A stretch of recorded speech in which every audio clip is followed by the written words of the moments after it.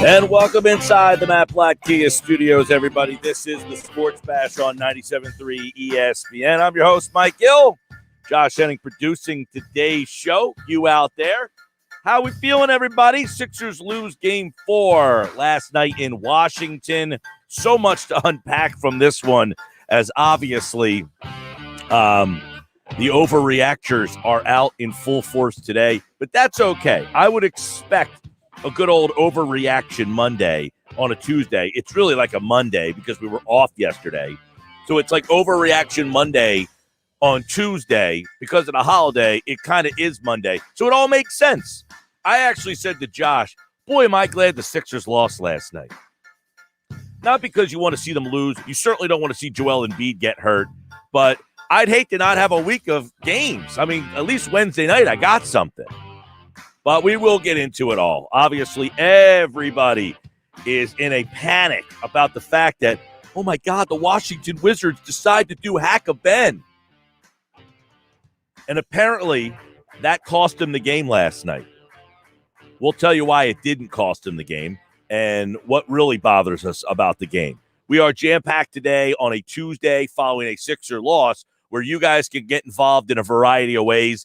609-403-0973 on the text board, 609-403-0973. That's how you can text in. You can, of course, watch the show live through our Facebook, YouTube, and Twitter channels. If you are following us on Facebook, YouTube, or Twitter, just search 973 ESPN. You can watch the show on YouTube, stream it over to your television, watch it on your laptop, your tablet, wherever you are. If you have Facebook on your phone, if you have Twitter on your phone, just search 973 ESPN and you can watch the show there. So let's get into what happened last night. The Sixers lose that game with 36.5 seconds left in the first quarter.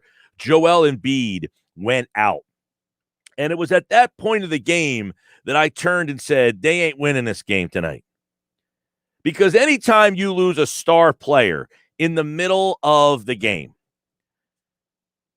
if Joel Embiid doesn't play on Wednesday night, they will be much more equipped to handle Joel Embiid not being there. They can change the, game plan. They can do other things. They can be ready for him not to be there. When he went down in that game, in the first quarter, I said, they're not winning this game. They just looked disjointed. They looked out of whack. He was playing very well. It was obvious that they were kind of running everything through him. And at that point, you kind of could see they don't got it without him tonight. Now, there are a lot of other factors that happened in that game that are certainly worth bringing up. The thing that disappoints me about the game more than anything is, and I don't want to say, hey, I got sucked into Tobias Harris. I don't think Tobias Harris is the best player on a team. He has done very well in the second role, in the Robin role. I don't think he played a good Robin last night. I don't think he played very well last night. So if you take it from that aspect, if you look at it from that point of view, then obviously you got into a situation where he just wasn't equipped. I thought that Tobias Harris did not play a good game last night. I just didn't think he played well last night. It was one of the first times I was like, man, I don't want to say the moment was too big for him, but he got into this. He looked like the Tobias Harris from last year, dribbling around too much, thinking too much. Obviously, you would see him last year, dribble, didn't really have that decisiveness. There was a timeout late in the game when they got back into the game. And Doc Rivers said, look, downhill. We got to go downhill. We got to be downhill. And that's what Tobias Harris has been good at. And that's why they got back into that game in the fourth quarter. But Harris, I thought, was the most disappointing thing from last night. I know a lot of other people would suggest that Ben Simmons getting fouled and going 50% from the free throw line was more of the disappointing thing. Yeah, as somebody mentioned watching the show live, Tobias Harris got blocked 6 times last night, one shy of an NBA playoff record. Yeah, he did not play well last night. That was, and I'm not saying that's, hey, you shouldn't be surprised. He's not the number one guy. Your best guy went out. You asked your second guy to step up, and he didn't. He didn't do it. But the big part of last night that everybody is going crazy about is obviously the last two, starting at the 2-minute and 47-second mark of that game last night, when the Washington Wizards decided to employ a hack a Ben strategy. Essentially, they fouled Ben Simmons purposely with 2:47 left in the game, and they did it for about a minute. Ben Simmons has to be a better free throw shooter. There's no question about it. He has to be a better free throw shooter. But he didn't lose him the game last night. Let's calm down, everybody.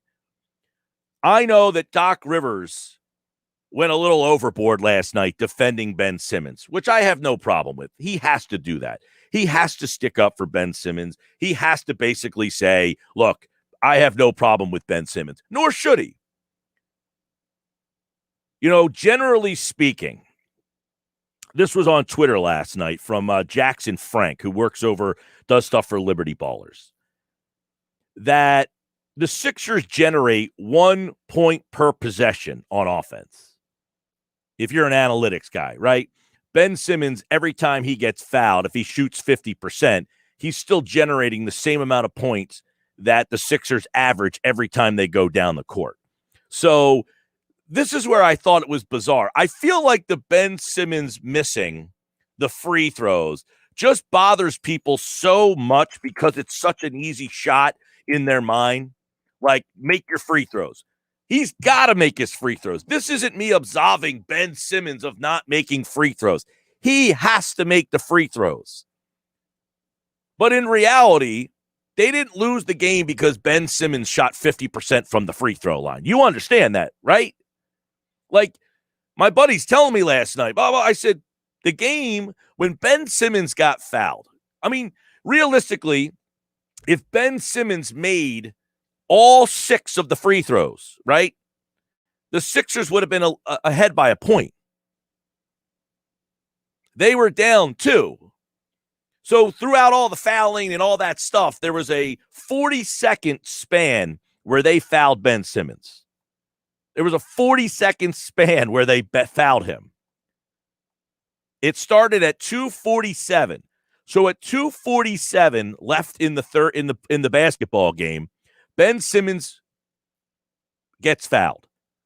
The score is 108-108.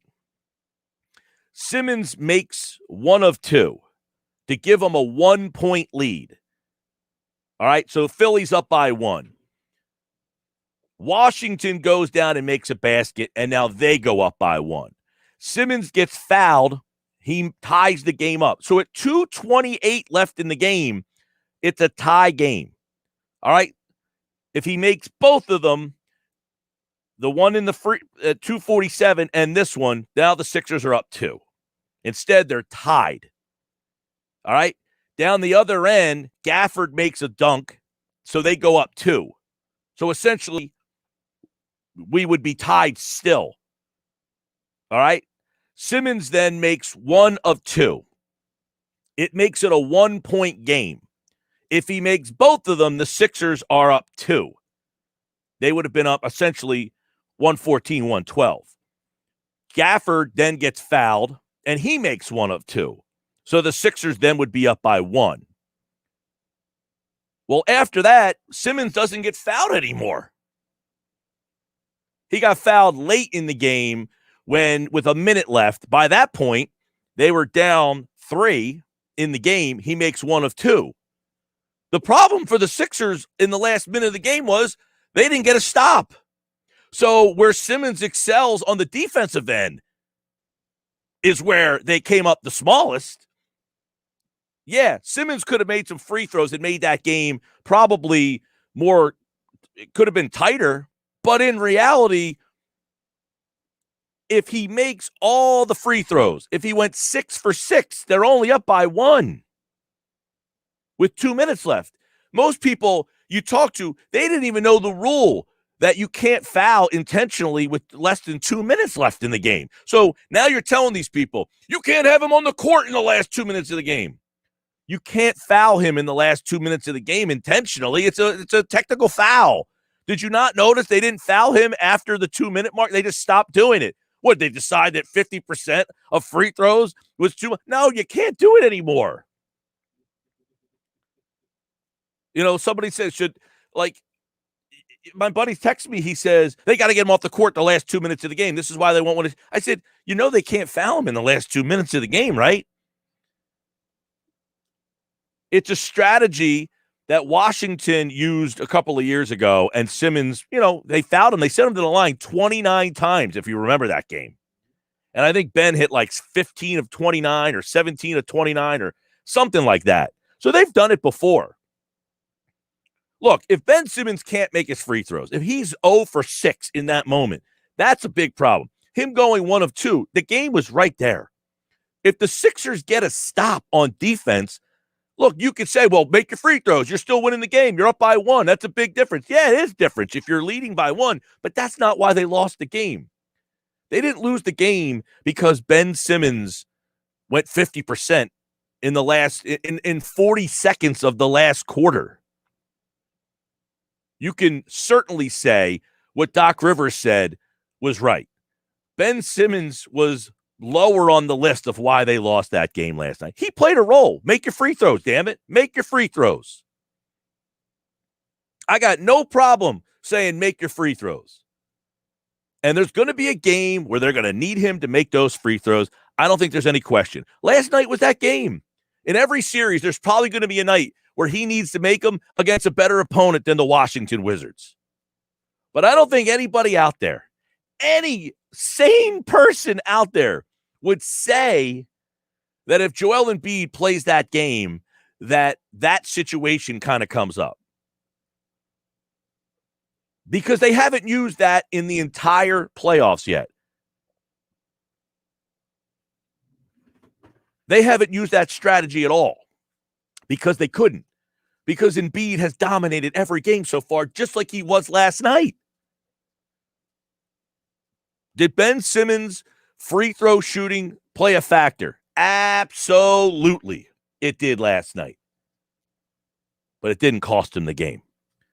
609-403-0973. With 2 minutes and 47 seconds left in that game, the Sixers had a 1-point lead.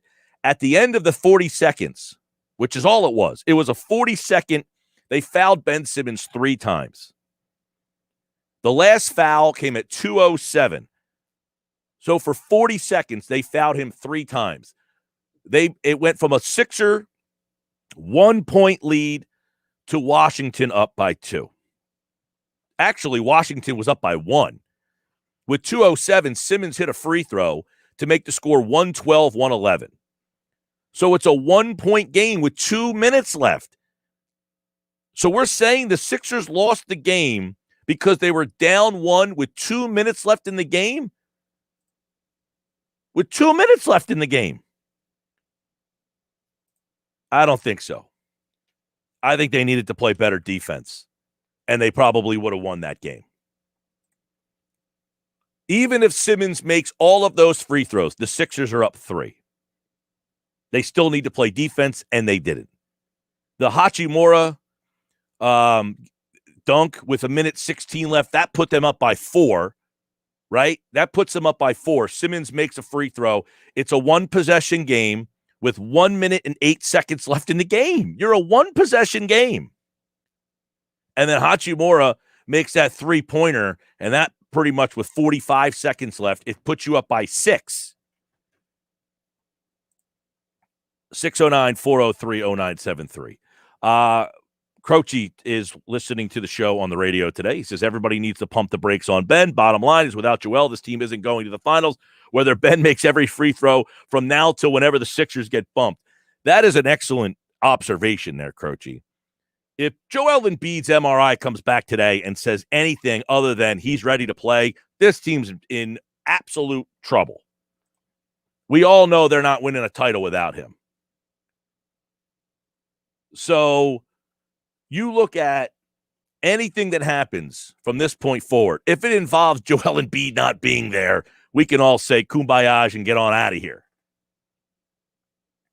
Mike, when I said Tobias was the second best player, you said I was wrong. Yeah, you're still wrong. He's not the second best player. He's the second best scorer on this team. Joel Embiid's your first scorer. Tobias Harris is your second scorer. I wouldn't say Tobias Harris is the second best player on the team. He's probably the second best. No, not probably. He's definitively the second best scorer, but he doesn't have the impact on the other side of the ball. He doesn't generate points like Ben Simmons was. Simmons is more of the secondary player on the roster. Tobias is more of the Robin on the offensive side of the game. So, yeah, I thought, to me, Tobias Harris was the guy. He had a rough night last night. There's no question about it, and it's disappointing. And I think, look, we know that Tobias Harris can't be the number one guy. Can't be. So at this point, you got to make sure. Look, and we've seen the team play without Joel Embiid before and win without Joel Embiid. They don't do it a lot, but they did it better this year. You would see a team that does a lot more Ben Simmons drive, kick out, 3-point stuff. You know, kind of like they did in the year they played the Heat in the first round without Joel Embiid, when they had Bellinelli and Ilyasova, that group. You would see them kind of employ an offense more similar to that. Mike, you said the Sixers average 1 point per possession. If Simmons could shoot his free throws at 70%, is that really asking a lot? That would make them much better of a team. I believe they are still good enough to win it already. I understand Simmons does other things to make this team really good. Yeah, he's got to shoot. By the way, Simmons on the season is about a 61% free throw shooter. He's got to be better. But what he's doing right now, I mean, he entered the game. I think he was 0 for 9. I think he missed his first couple. I think he was up to like 0 for 11. His first 11 shots from the free throw line. As a team last night, you know, you mix in the free throw shooting from Dwight Howard last night. He was 1 for 4. You know, people, it's funny. People are saying, well, Maxey should be out there. Get Simmons off the floor. Well, he shot 50% from the free throw line last night. I know it was 1 for 2, but look, they're not taking Ben Simmons off the floor. So we could put that to rest. As last night you heard Doc Rivers, he was asked by Kevin Kincaid, and Kevin will join me tonight at 4:40 here on the Sports Bash. But Doc Rivers last night, he was asked, hey, should you take Ben Simmons off the floor late in games? And he wanted to hear none of that. Doc, is there anything that you can do coaching-wise? Does the thought cross your head at all to take him out of the game there? No. Why not? You want me to take Ben Simmons off the floor? No, I mean, I got to ask the question. I will pass on that one. He's pretty good, so I'll pass on that suggestion. Yeah, he'll pass on that. I'll pass on it too. Look, you ride or die with your best players. You obviously have guys who do certain things good, certain things bad. You don't sit there and say, well, he might miss a free throw. Check the mic and make sure it's all right, Sports Bash is live, 97.3 ESPN. Brought to you by Matt Blatt Nissan. The all-new Matt Blatt Nissan, now open, Black Horse Pike, Egg Harbor Township, next to Home Depot. Online, mattblattnissan.com. There was a lot of reasons why the Sixers lost that game last night. Ben Simmons' free throw shooting played a part. It wasn't the reason. I think that guy Embiid is pretty important. That's just me. You might think otherwise. Not having him may have changed the dynamics of that game. That's just my opinion. What's yours? 609-403-0973.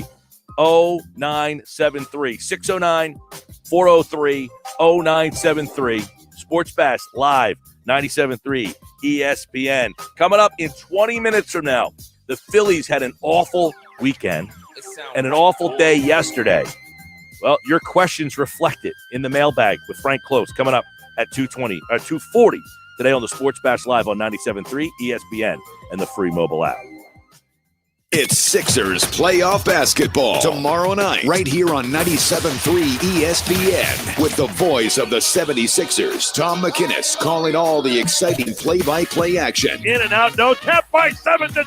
It's Sixers Wizards Game 5 tomorrow night. Coverage begins at 7 p.m. It's Philadelphia 76ers playoff basketball, and it's only on South Jersey's official Sixers station, 97.3 ESPN. Hey, I'm Andy. If you don't know me, it's probably because I'm not famous. But I did start a men's grooming company called Harry's. The idea for Harry's came out of a frustrating experience I had buying razor blades. Most brands were overpriced, overdesigned, and out of touch. At Harry's, our approach is simple. Here's our secret.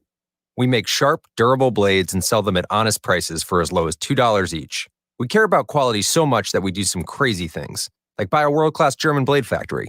Obsessing over every detail means we're confident in offering a 100% quality guarantee. Millions of guys have already made the switch to Harry's, so thank you if you're one of them.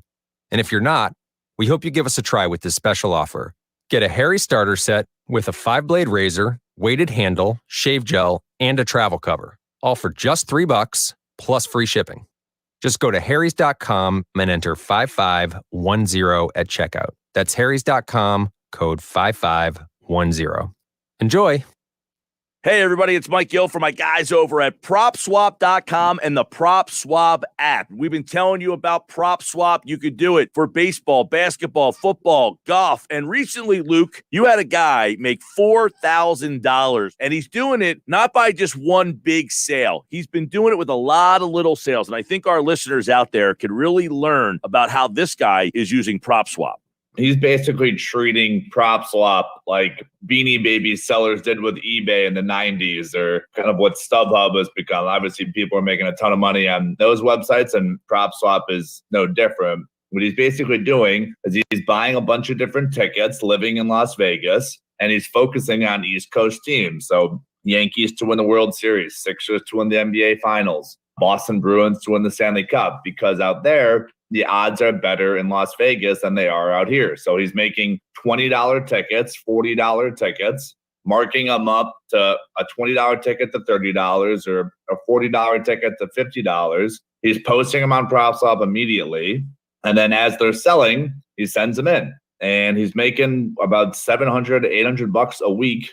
And he's just rinsing and repeating. So the lesson out here that we can do is bet on the Lakers and bet on the Vegas Golden Knights, being able to wager on West Coast teams, because out here in Atlantic City, we get way better odds. So PropSwap sellers are treating this as a new side hustle. You know, they're making $4,000. I mean, he's probably spending 15 hours a week on this. I mean, literally go into the casino, bring $300 with you, make $10, $30 tickets and post them for $40. And see what bites you get. It's as simple as that. PropSwap.com and the PropSwap app. Start prop swapping today, and maybe you will be our next $4,000 story with Luke Pergandy. Luke, thanks a bunch, man. Thank you, Mike. Summer is about relaxing. Just you and your thoughts. Boring. Luckily, summer is also about America's Got Talent. Are you ready? Mind-boggling acts. Put on your seatbelts. Huge surprises, and $1 million on the line. So don't just summer. Summer with AGT. America's Got Talent, summer's #1 show, premieres tonight on NBC. Made a new home remodeling, helping make your dreams a reality. Are you considering a kitchen, bath, or maybe even a full home remodel? Hi, this is Brian from Made Anew Home Remodeling, and we would love to help. Please visit madeanewhomeremodeling.com. To learn more about this and other featured businesses on the New Jersey Business Exchange, visit 973ESPN.com. Home is where the heart is, and with a $268 million Powerball jackpot win, home could look a lot different than it does now. With all those millions, a Cape May mansion could be yours. So take a chance on Powerball. Anything can happen in Jersey. You can watch the Sports Bash live now on Facebook, YouTube, and Twitter. Search 97.3 ESPN or visit our website, 97.3ESPN.com. 225. Sports Bash 97.3 ESPN. The 97.3 ESPN mobile app. Watch the show live on Facebook, YouTube, and Twitter. Good to have you with us. 609-403-0973. 609-403-0973. Rodney Johnson. Maxey was exciting to watch. I wish they kept him in. Took Mike Scott out. Took Furkan out, who closed the game. Furkan played pretty well, actually. I mean, they gave Maxey a nice run last night. Obviously, he played 22 minutes. He was 6 of 12. He scored 15 points. He was a shot in the arm. Will we see more of Maxey? Depends. Is Joel Embiid playing? Is he out? I don't like Mike Scott getting the run that he got. I think they got to figure out a better way to go about playing those center minutes there, maybe go really small. You know, Washington isn't the biggest team, so you can kind of go small ball against those guys and, you know, try to get by if Embiid doesn't play in game number 5. I would imagine they start Mike Scott again. I would rather them, you know, maybe even use Ben Simmons at the 5 spot on the defense. Well, it depends because Ben Simmons does such a job defending on the other side, the perimeter players. So you got to figure out who would defend, I guess, Gafford, who started for them. They got that 3-headed monster. The only guy of them, you know, Len's got some size, not a lot of offensive talent. Lopez, who actually had a good game offensively, is another big guy. He doesn't offer much offensively. Typically, he had a very efficient game yesterday. I think Len only ended up playing a minute, so they kind of phased him out in the game yesterday. But I think the Sixers, if there's no Joel Embiid, they got to figure out something. Mike Scott, 17 minutes, too much. He's not giving you much. He was 0 for 3 from 3-point, 0 for 4 from the field. Dwight Howard would probably get more minutes, but the problem becomes when you play Dwight Howard and Ben Simmons, you have two guys that really don't offer a whole heck of a lot from the perimeter. And it gets a little clunky when those two guys are on the court together. 609-403-0973. 609-403-0973. I cannot stand how Doc states to the reporter, well, you just don't know basketball. Quit defending Ben. You see how it worked out for Brett Brown. I would say quite the contrary. Brett Brown at times called Ben Simmons out and said, look, we need him to shoot. Tell everybody. Tell his whoever you want to tell. We need him to shoot. At least I'd like to see him shoot one time per game. Brett Brown took that approach. You guys kept acting like it was the coach's fault. So now we're starting to blame Doc Rivers that Ben Simmons won't shoot.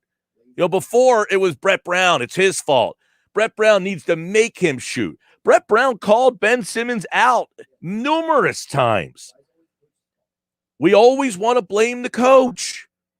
Ben Simmons, no coach is getting Ben Simmons to shoot. I've told you that. We keep acting like, look, coaching matters. I don't want to make it like I say it's 0%. The coach matters. But what I've said is the coach doesn't play the biggest role in every single nightly game. We constantly want to keep blaming Brett Brown for the faults of this team. This team's roster was not very good. It was not very well constructed. Is Doc Rivers doing a better job? Yes, he is. But Doc Rivers is not making Ben Simmons shoot, and nobody else is either. The coach is not making Ben Simmons shoot. Brett Brown handled Ben differently than Doc is. Doc is just flat out taking his side. Brett tried to push and say, look, he's got to shoot. I want him to shoot. We'd like to see him shoot. Now, he didn't slam him, but he indicated that, yeah, we want to see him shoot. We want him to do more of it. This is Doc Rivers' approach last night. Ben is not a 40-point guy. It's not what he does. He does other things for your team.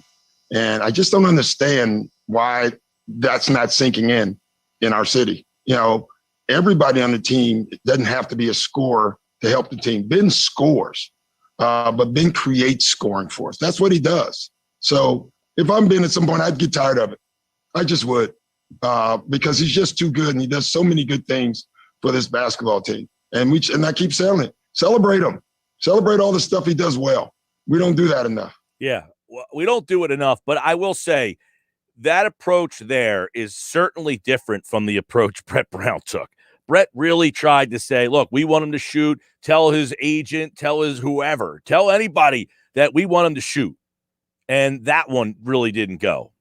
Jalen's watching the show on YouTube. Mike, generally completely agree about Ben, but last night was really disappointing for me. Also, his eyes legitimately looked scared at the end when he was going to the line.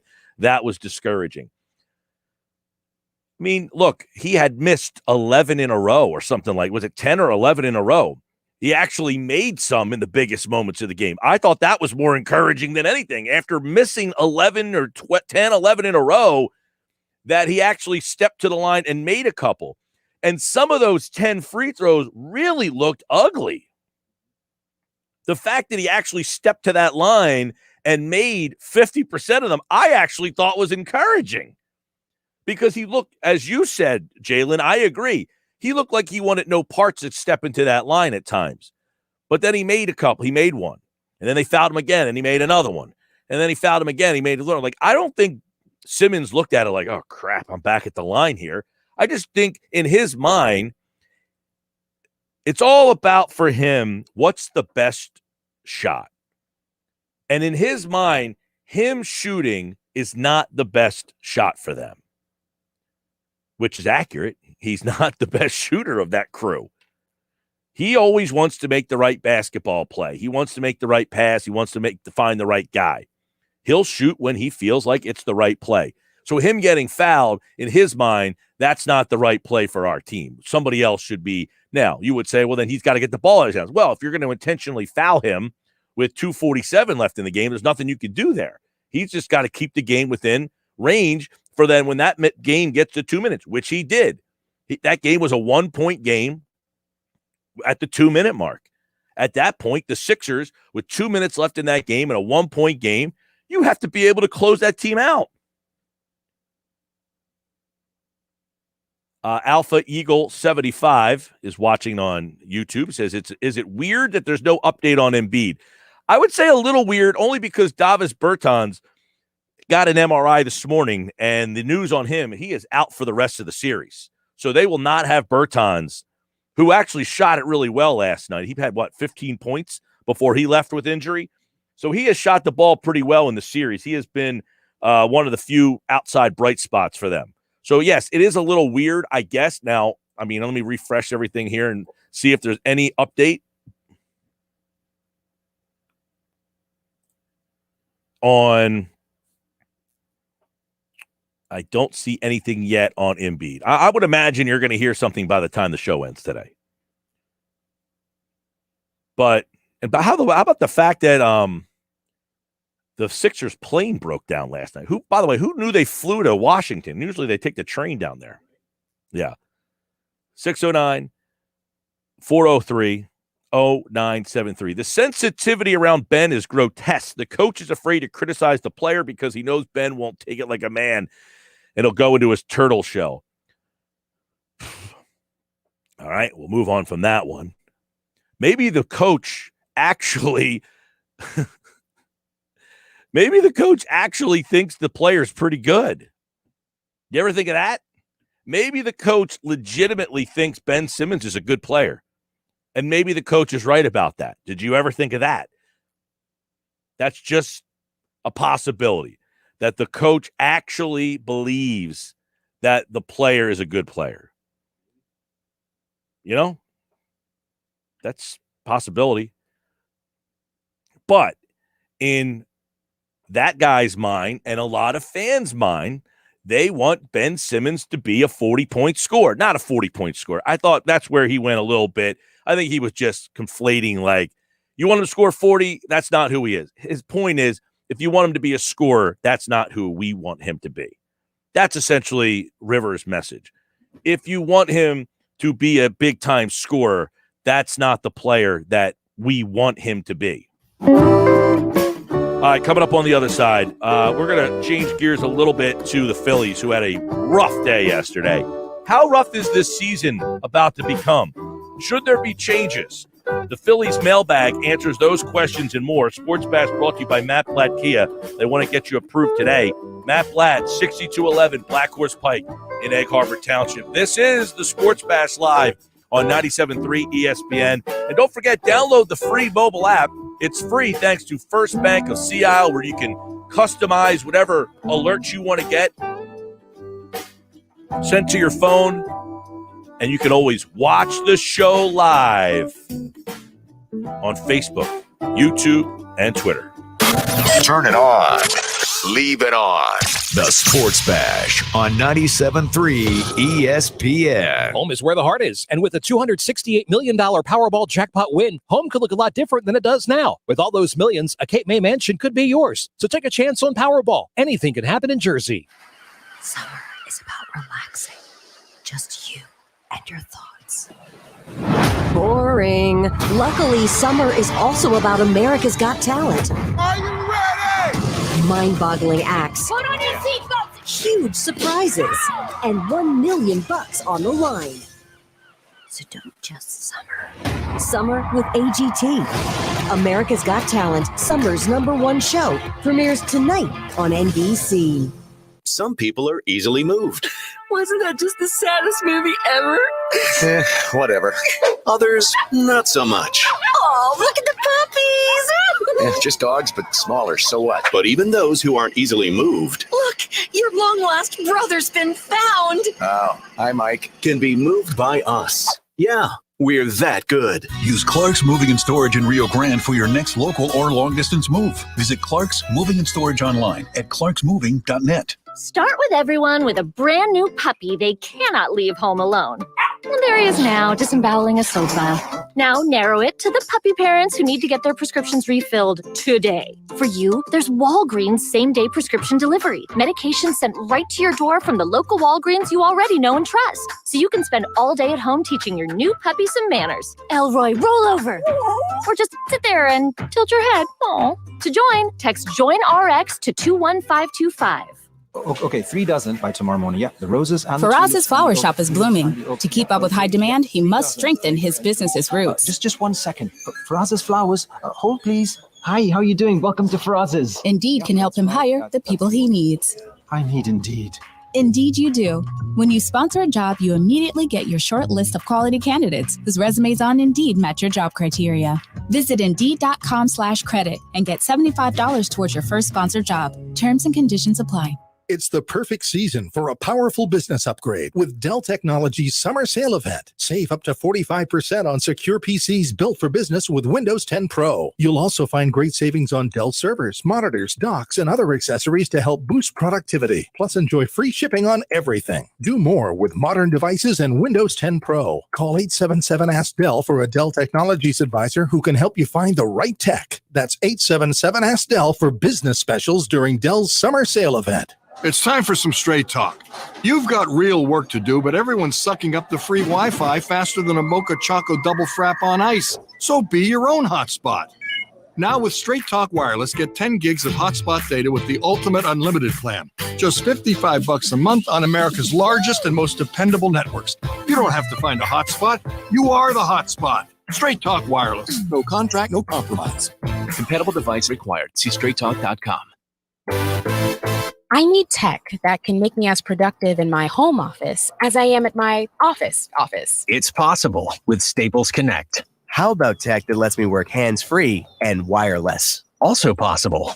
Staples Connect has the innovative tech you need to work and learn from home. And now, Apple AirPods are just $129, and AirPods Pro are only $199. Explore what's new at your local Staples store or at staplesconnect.com. Staples Connect, the working and learning store. N65, limit 2, in-store only. Know what my patients are saying? Mm-hmm. She says her gums are irritated. Mm-hmm. Is there anything you can do? You can try new Crest Advanced Gum Restore.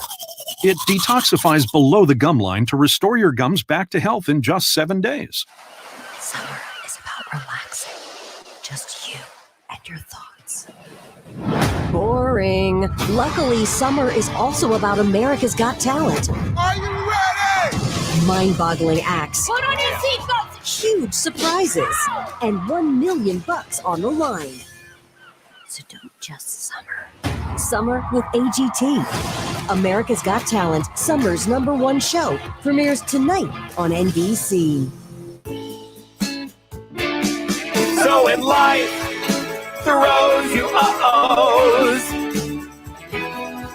Just say, better get Mako. And head to Mako.com for an online estimate. Now, back to the Sports Bash on 97.3 ESPN. All right, Tuesday afternoon, Sports Bash Live, 97.3 ESPN. We will continue to break down this action. Michael Kaskey-Blomain, CBS Sports, covers the Sixers in the NBA, will join us at 3:20 today. Kevin Kincaid from Crossing Broad at 4:40. Today's June 1st, big day in the NFL. We'll tell you why. Football at 4, Jeff Kerr tonight as well. But right now, the Phillies, who had just a brutal weekend and a brutal day yesterday. Frank Klose was in St. Petersburg for the Phillies and Rays series. And obviously that game yesterday just completely got out of hand. This is a season getting out of hand. We bring Frank into the conversation. His mailbag has been extra active the last couple of weeks with people who are not happy with the direction of this franchise, Frank. It feels like this season is quickly kind of unraveling here. Do you agree?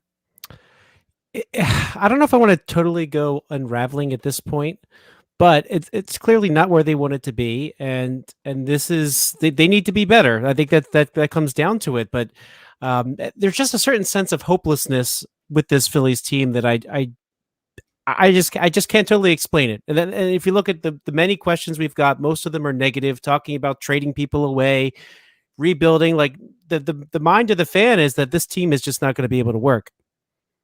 I wouldn't disagree with them. I think it's much like the former Sixer variations. They had talent, but poorly constructed together. Like Josh Richardson's a good player. Al Horford's a nice player, but when you put them on the court with Ben Simmons and Joel Embiid, they're not as good. I feel the Phillies are in a similar. They got some players who are okay that are good players, but you can't have Alec Boehm and Rhys Hoskins in your infield. They're both below average.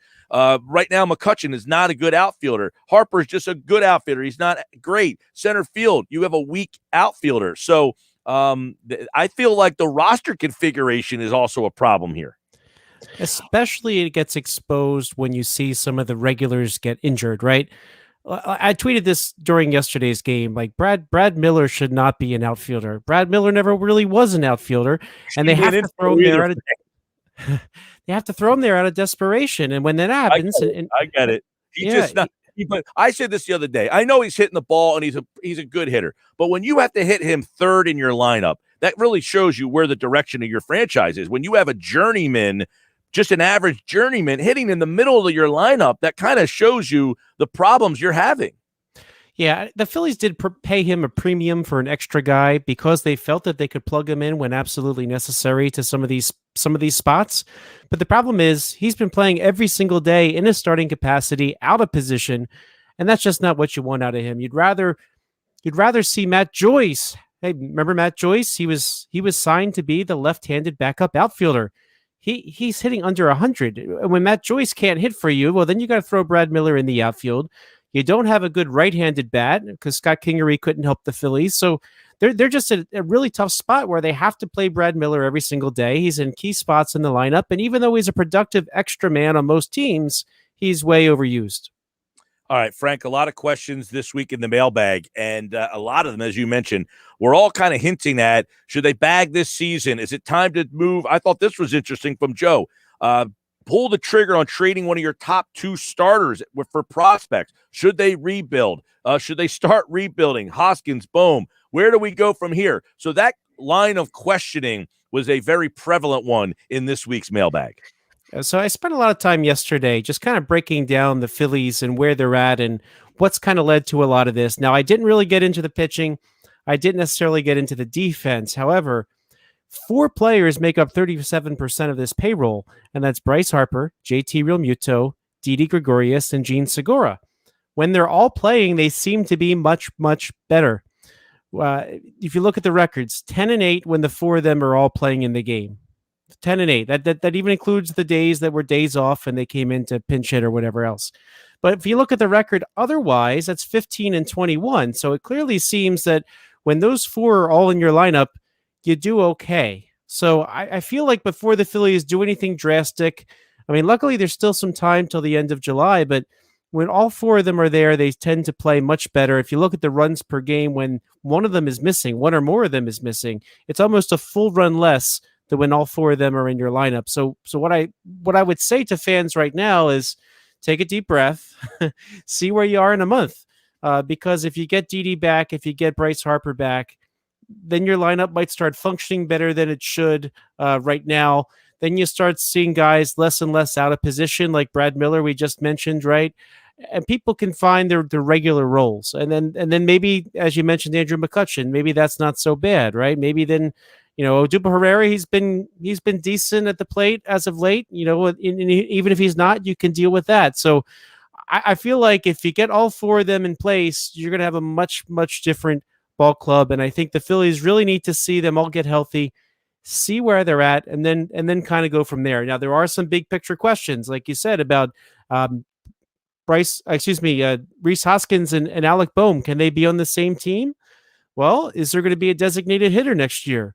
I think if that's settled and the answer is yes, well, then maybe you start to formulate how you're going to find a good defensive infielder to join the others. Then if the answer is no, well, then maybe you do have to move on from one of them.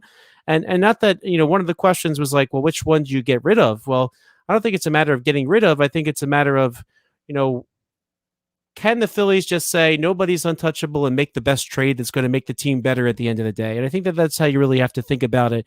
They clearly need some young blood in. They clearly need to shore up some of this defense.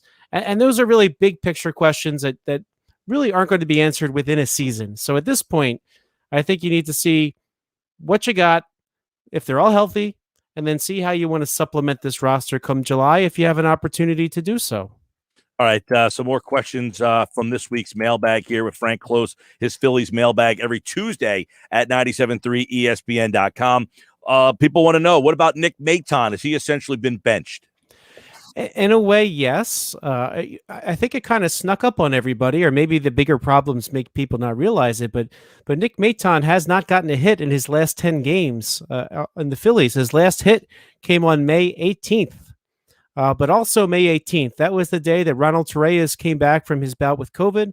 And Ronald Torreyes has been hot. He's been batting .323 since he came back up from that COVID stint on the IL. So really, Joe Girardi right now, with all the problems that we just mentioned, they need that offense out of the shortstop position if Didi's not there. Luckily, Gene Segura is back, and you don't need to play both of them at the same time. But Ronald Torreyes is producing. He's playing good enough defense. And so you got to ride the hot hand. And unfortunately for Nick Maton, he doesn't really have the opportunity to kind of work through a slump like other players would coming up on the normal timetable. And while Nick Maton was a very, very nice surprise at the beginning of this season and did a really good job for the Phillies just jumping into the major leagues after skipping AAA, at the end of the day, you need to win these ball games. And so for now, Nick Maton is not going to be the one who plays. Yep. All right. And Torreyes, as you mentioned, he has done pretty well defensively. Both those guys, as somebody mentioned here in the audio stream, Doug says they are giving up too many extra outs by not playing basic fundamental defense. I think that has been the biggest problem all year. I mean, just now you're down in Tampa at that game. How hard is it to see? You're sitting in the crowd there. How, like that ball that Boehm just overruns. I mean, is that just because he's a lousy defensive player? Is it legitimately tough to find that ball in the roof in the daytime? They kept saying that on the broadcast about it's daylight in there. You're sitting in that building. How hard is it to see a ball? This stadium is my least favorite stadium. It reminds me of a combination of RFK Stadium in Washington, if you've ever been there, and Olympic Stadium in Montreal. When you look up, it's just bright white, probably the right color of the baseball, and then there's some catwalks going back and forth around the center. So it's really hard for me to say because of where I was sitting, but looking straight up, I can see how the baseball would sort of blend into the roof, especially the higher it is. And you kind of notice when Boehm misplayed that, he got to the point where the ball seemed to blend in, and then he just kind of misjudged where it was going to go from there. So I kind of understand that could be a challenge. And let's face it, he didn't really play there that much in his career. The end of last season, the Phillies made a stop in St. Pete, but really he's, and of course we know that Bohm has struggled defensively as I think someone like Bohm, I think he's let his offensive struggles get into the field. If he's not feeling good about his at-bats, he doesn't feel good about his defense either. And it's a shame the Phillies don't have the opportunity to give him a breather. Maybe when the Phillies are at full strength. Yeah, maybe when the Phillies are at full strength with all those four back in the lineup, then maybe you just say Brad Miller, hey, go to third for a couple days, and you say to Bohm, just take a breath. What about the possibility of moving Hoskins back to left field? That would be another disaster. At least he played there before, I guess. Yeah, when Hoskins came. By the way, it's not like McCutchen has been very good out there either. Right. I would rather see the Phillies get another outfielder that they could play there. I'm just saying, if you have Bohm and Hoskins for the rest of this year, if there's no DH and you want to keep those two in, can you do that? I don't know. I think you got to. I think that's not the type of change you make midseason. I think they need to roll with it for now. Give Bohm some days off. Make sure you have a better guy on the bench that can play some defense late in games when you have a lead. But you got to get those leads first, and I think that the key to that is getting that offense healthy again. All right, real quick, last one, bullpen related. Remind us again why they kept David Hale over Tony Watson. Yeah, Tony Watson, most part, been pretty good for the Los Angeles Angels. He just gave up, I think, a 4 spot the other day. His ERA is over 4. But I think the point here is correct, and it's more about David Hale, right? I think you're going to see some movement there, perhaps. Matt Moore is going to be coming back off the IL. You have Chase Anderson in the bullpen, too. All three of them are going to be incredibly redundant if you have 3 long men in your bullpen. And the Phillies have 14 pitchers right now, not because they necessarily needed 14 pitchers, more so that they ran out of possible position players. So when you see that the players get healthy, let's also remember, too, the Phillies are going to need a 40-man roster spot for Adam Hazley in about 2 weeks. I think he could be the one to go. But every time I think he's going to be the one to go, somebody else gets injured or something else happens and he seems to stick around. But I will say this unequivocally. You can't keep Chase Anderson, Matt Moore, and David Hale all in your bullpen. And I think of the 3, David Hale's making the least amount of money.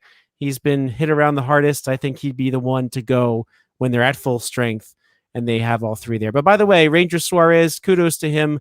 He kind of came in as a second lefty after Romero's injury. I think Suarez is going to stick around, and that further increases the possibility that David Hale will be gone. Well, we shall see. As you mentioned, and you wrote another piece over at 97.3 ESPN.com that you guys can go check out. Asking, is this just a matter of injury for the Phillies? Are these injuries just kind of, the underlining factor here? I would agree that the injuries to the offensive lineup have been a problem, but those injuries aren't helping them out defensively where they're still struggling. Sadly, Frank, the guy who's produced offensively the most has been Herrera. Which is very interesting. It looked like after the first week or 10 days that he didn't remember how to hit a Major League Baseball, and kudos to him. I guess he's making contact again. And I mean, let's face it, he needs to produce if he's going to stick around. Now, by the way, Roman Quinn out of the picture now for the rest of the year. At least what's going to happen with Roman Quinn. I think him on the bubble was leading to a lot of questions and uncertainty. Hopefully Adam Hazley gets back and you have another option in center field. But all right. By the way, the lineup is out for tonight. Herrera is leading off. Segura, Hoskins, Realmuto, Miller is in right field.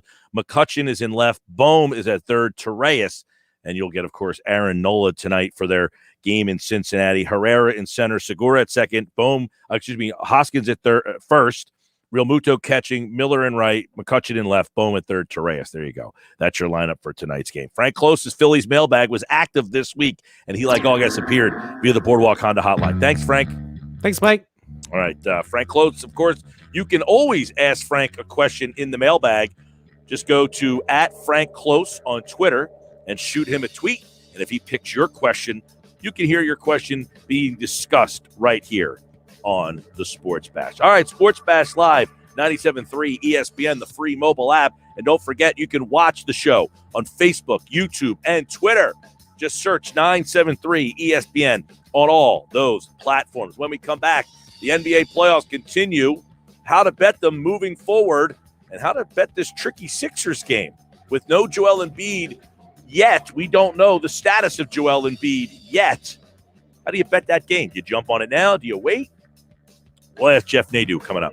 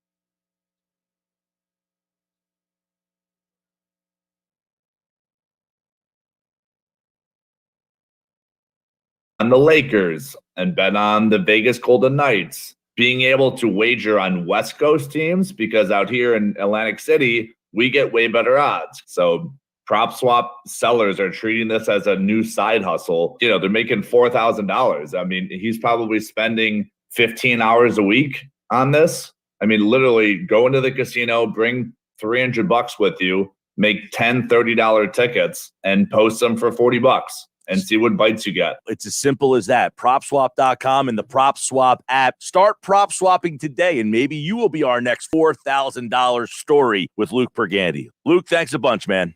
Thank you, Mike.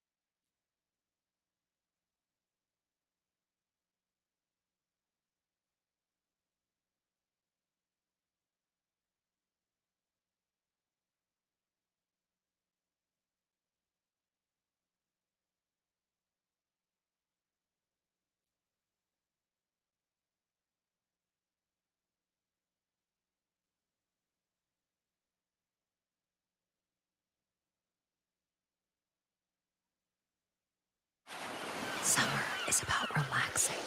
Just you and your thoughts. Boring. Luckily, summer is also about America's Got Talent. Are you mind-boggling acts, Put on your seatbelts! huge surprises, and $1 million on the line. So don't just summer. Summer with AGT. America's Got Talent, summer's #1 show, premieres tonight on NBC.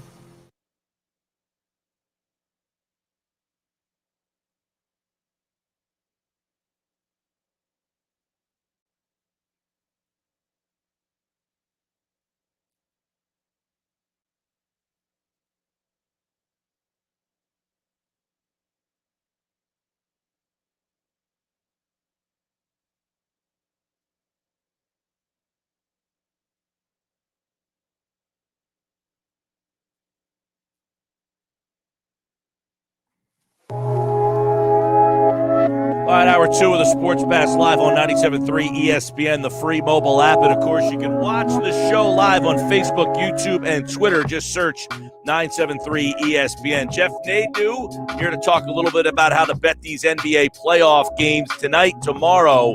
I guess the Sixer game will be a little tricky as we bring Jeff into the conversation as the Sixers lose not only the game last night, but also lose Joel Embiid. We're not sure his status. We do know that the Wizards will not have Davis Bertans the rest of the way. So I don't know what's taking the results of Embiid's MRI so long when Bertans got his already. But obviously, Jeff, that would – now you can bet that game I see right now, that Sixer game. Would you jump on that thing now thinking that Embiid would play, or are you waiting for the info? I've gotten good information that he'll be all right, and he's going to play.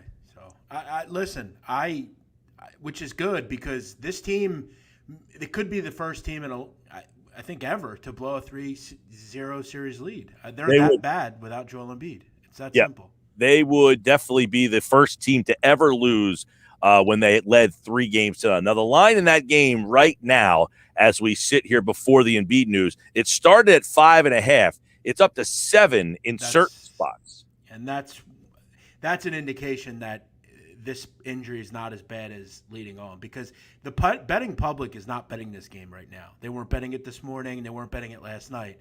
That's sharp money. That's people that know what they're doing. That's people that know what they're talking about. The books threw it out 5.5. That's a kind of a no-man land number. They didn't know a whole lot. It looks as if pro people are smarter and they know more and they're getting more good information that Embiid's going to play and he's okay. But Mike, when will Doc, and I know Doc's only been here, a year. At what point will Doc Rivers stop being a Ben Simmons apologist? I mean, this guy's to make excuses every time Ben Simmons fails at something. At what point are we going to hold Ben Simmons accountable for Ben Simmons' mistakes? How long are we going to put up with this in this town? And I know if they win a title, it'll all be forgiven, and that's fine. But the truth of the matter is, without Joel Embiid, this team is not good. And Doc Rivers continues to be an apologist for Ben Simmons. Brett Brown did the same thing. Yeah, well, it's weird because it's funny. People thought – there were times where Brett said, look, we want him to shoot. And I said all the time, the coach is not making him shoot. No coach. We all hated Brett Brown. He was the worst. I didn't hate Brett Brown, but people hated Brett Brown. He was the worst. He was their biggest problem. The coach is not making an NBA player shoot. This is a players' league. They are not making him shoot. That's obvious. We all thought when Brett Brown was gone that Ben Simmons was going to change. That's not the case. He's not changing. This is who he is. The difference is I think Doc has accepted that, where Brett Brown, I don't think, accepted it. I think Brett wanted him to be a scorer, and I think Doc has realized, all right, you don't want to be a scorer? We will utilize you in other ways. I mean, the comment he made last night about the free throws is one of the dumbest things I've ever heard said, ever. I mean, truly. I mean, it was the fact that we don't care. Say that again, Mike? The fact that he said we don't really care. I mean, that's truly the dumbest thing I've ever heard. I mean, he's got to go out there and defend the player, though, right? Yeah, of course he does. But I will say, and I know, it's the NBA, and it's hard to get these guys to buy in. But I also think you got to be a little tougher on him, Ben, and I know maybe it's not Doc to be the one to do it, but this is who Ben Simmons is, and this is where I've always kind of had an issue with Ben Simmons. All right, let me ask you this, Jeff. Yeah. Where on the pantheon of why they lost that game last night, where are you putting Ben Simmons going 50% from the line? I'm looking at it more as, Mike, as a chronic issue. The fact that Ben Simmons cannot be relied upon when like with And that's thing. You're absolutely right about that. Yeah, and when you look at like a guy like Giannis Antetokounmpo, which we can agree Giannis is top 5-6 player in the NBA, and I'm not going to say Giannis is the greatest shooter because he isn't. I mean, I think he shoots 30%, but he's trying to improve. Kawhi Leonard is a prime example. When he came out of college, Kawhi Leonard was nowhere near the player he is now. Kawhi Leonard sat in the gym and literally worked day after day after day to improve his free throw shooting, to improve his three-point shot. Ben Simmons doesn't have that in him. He's a weak-minded guy, man. He doesn't want to be better. He's okay with being what he is, and I think that's the issue. You can't go to him in a time of concern, and that's where, look, if you're going to give Ben Simmons all the positive stuff, which he is a great defender, does do things well, then you've got to come to him with this as well, because he could be the guy that carries this team when Joel's not. And last night, if he'd have won that game and they'd have swept the Wizards, then he could start saying, you know what, he's making changes. He's becoming a better player. Weird, but though, he just man, makes it clear he doesn't want to be when that. Embiid got hurt, whatever it was, a couple of years ago, people were like, dude, we don't want Embiid. Remember, there's all this talk. Who should we keep, Simmons or Embiid? And people said, you got to keep Simmons. Look what he's doing without Embiid. They won, 18 games in a row. So I think the problem lied in this. When Embiid is in the game, they were obviously running everything through him. He was dominant again. When he went out, I think if he doesn't play in Game 5, they will look much different when you can prepare for him not to be there. Yeah, I don't know. I think, and you could be right. I mean, as far as you looking in the first half of Game 1, he didn't play and they were terrible. They couldn't stop anybody. They couldn't do anything.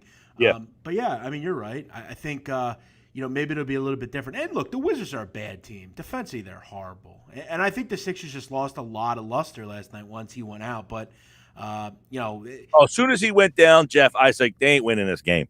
Like, they looked disjointed. They looked out of whack. It was almost like, here's our game plan. This is what we're doing. When he went out, it was like, if we get through this game, we get through it. If not, we're going to go home. We'll be fine. Like, that's what it looked like. But again, it's sad and it's a shame that with the makeup of this team and what they are, for as good as they are, you take one player away and they have no one else to go to. Like they're basically, well, I got news for you. Most teams that lose their best player are in the same boat.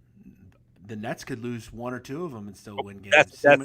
That's a different team, yes. And you're right. I mean, most 80% of the teams in the NBA are similar, but and again, this is also why you have to hit on players. You look at some of the moves, some of these teams. Look at Atlanta. They're a prime example. I mean, Atlanta, how long did it take them to go from bottom to where they are now? A year or two?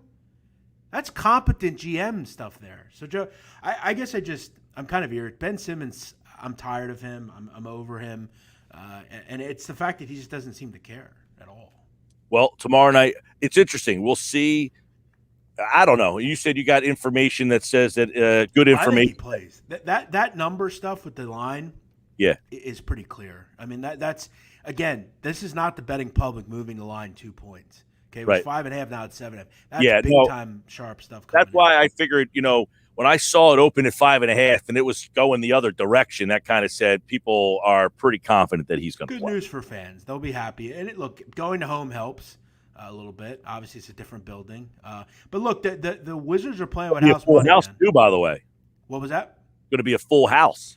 That's right. Good point, Mike. How about that? Yeah, shout out to finally that happening. You think there's any part of the ownership that said, look, we didn't make any money all year. Can you get us a home playoff game by chance? Yeah, I got a feeling somebody called Kenny and said, look. We heard all those stories about how close Ben Simmons and Joel Embiid were with ownership.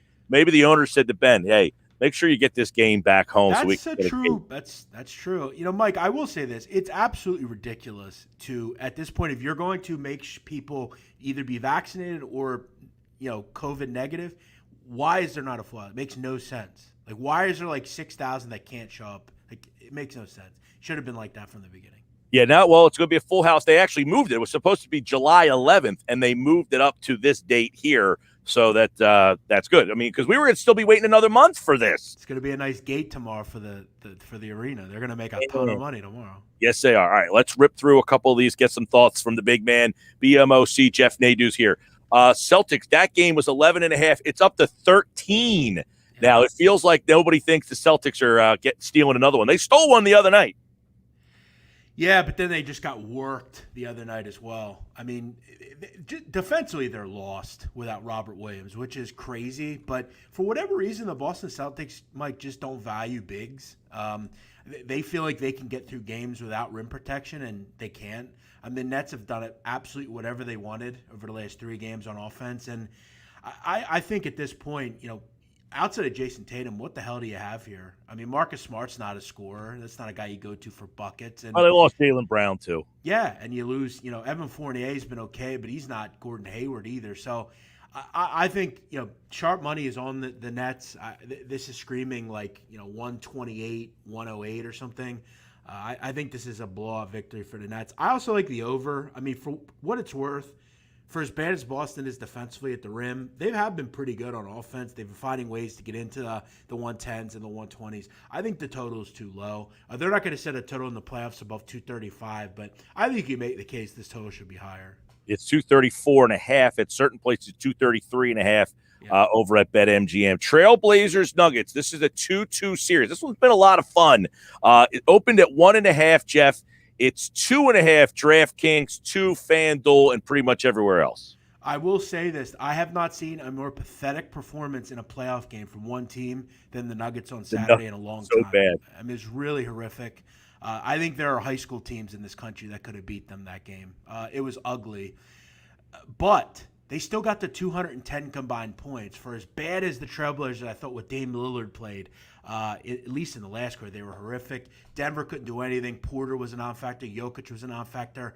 I'll continue back in the over. I'm 3-1 betting the over in this series. These offenses are too efficient. These defenses are too inefficient to not play the over. I think this is a much better offensive game. I almost give Portland a little bit of an edge here as well. I think they have some real kind of momentum in this series. To win that game the other night the way they did without Damian Lillard being a factor, you have to almost be emboldened if you're Portland to say, we can go in there and get a win. I think what happens tonight is Portland wins tonight. I think Denver goes and wins game 6, and then I think Portland wins game 7, 4-3. I just think the guard plays better. But I'm going over tonight, 225.5. All right. It's interesting. And this one's interesting. Lakers Suns 2-2, probably no Anthony Davis. The over-under is 208 in this game. I thought that was interesting. Minus 4.5 on the open. It's 5.5 at FanDuel. You can grab it. So the number's going the opposite direction. It looks like people are taking the Suns. Yeah, Mike, it's been a pretty long time since LeBron James had a 30-point effort. I have to go back and look, but it's been a while. Obviously, with his injuries in May. I mean, I think you have to go back probably to April, the last time he scored over 30 points. Tonight, for this group to win, he's going to have to do it because there's just not a ton of scoring outside of him. I don't know if you're going to get KCP back. You don't have Anthony Davis. The ball is going through LeBron. Okay, LeBron's going to take a lot of shots here. His point total is 27.5. I think the Suns win. I think the Lakers keep it somewhat close. They're actually not as bad as you think without Anthony Davis. Defensively, they're solid. I think the reason for this total is I don't think the Lakers are going to probably eclipse 100. I don't know if the Suns will eclipse. I think it's a low-scoring game. Both defenses really come to play. But I think you target LeBron James here. I think this could be a game where he has 30 and they lose. He needs to put he really needs to put them on his back here. This is the first time that I have seen that in the West that the Lakers are not the favorites to win the championship. Utah has jumped over top of them.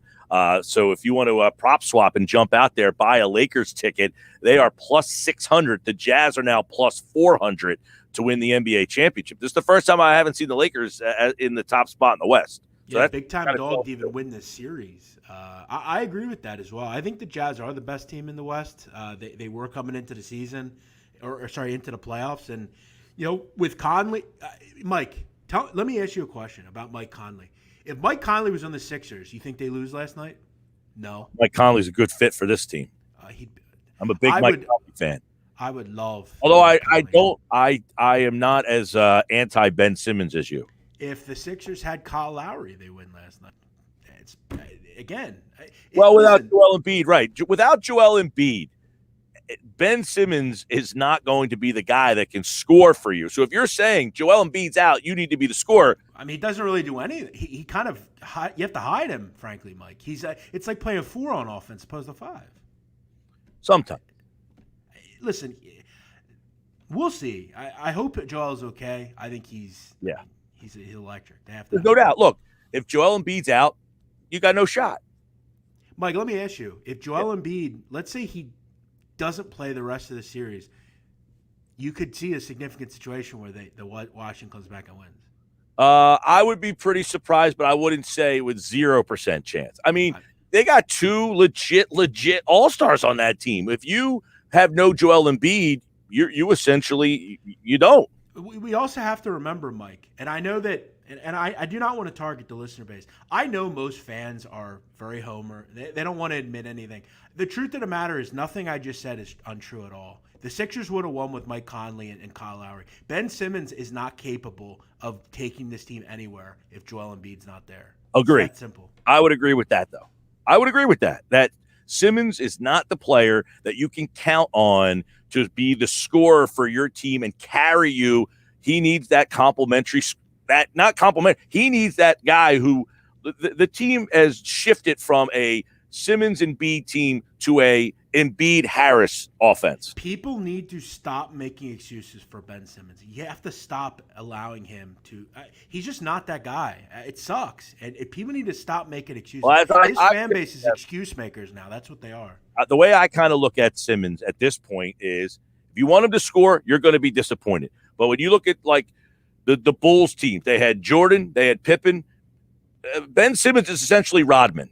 They needed a Hall of Fame level defensive rebounder. Right. That's what Simmons has become. He is a all-star playmaker, rebounder. But if you want him to be a scorer, dude, you're going to be disappointed. Mike, let me ask you something. Is he any different from Andre Iguodala? Seriously. I'm not kidding. Iguodala was but Iguodala was asked to be the guy, and he wasn't the guy. Shouldn't be the guy. He wasn't. No, he's a great defender. Yeah. He does, he can dunk occasionally. He does some stuff, but he certainly was. Iguodala could shoot the ball way better than Ben. I know that. Yeah, no doubt. He wasn't the Simmons generates a ton of open looks, man.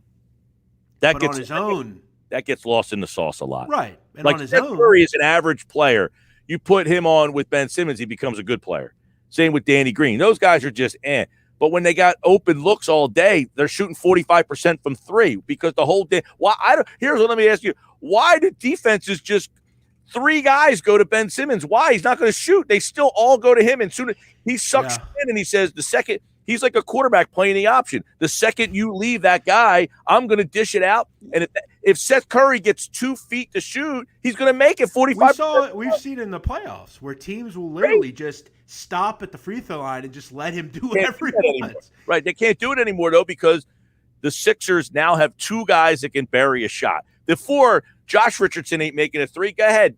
Dribble drive to the wall and then kick it out to Richardson. We'll let him shoot 3s all day. But that's all predicated on the man in the middle. And you take him out, the bottom comes out.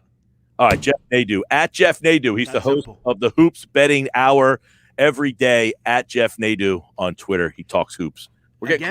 This fan base on your comment section does not want to admit it. Look at Ben Simmons and look at Iguodala. They're the same player. They're complementary guys. They're not leaders of teams. It's that simple. They're the same player. Now, Ben is better than Iguodala for sure. I'm not going to say he isn't, but they're the same player. They are not the go-to guys. It's that simple. I would agree with that. They are not go-to. All right, Jeff. Good conversation, brother. Thanks, Mike. At Jeff Nadu on Twitter. Go attack him over there.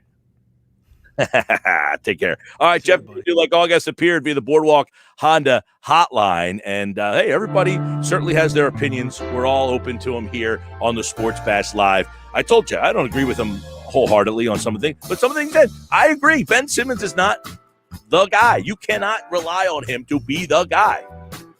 He's not the guy.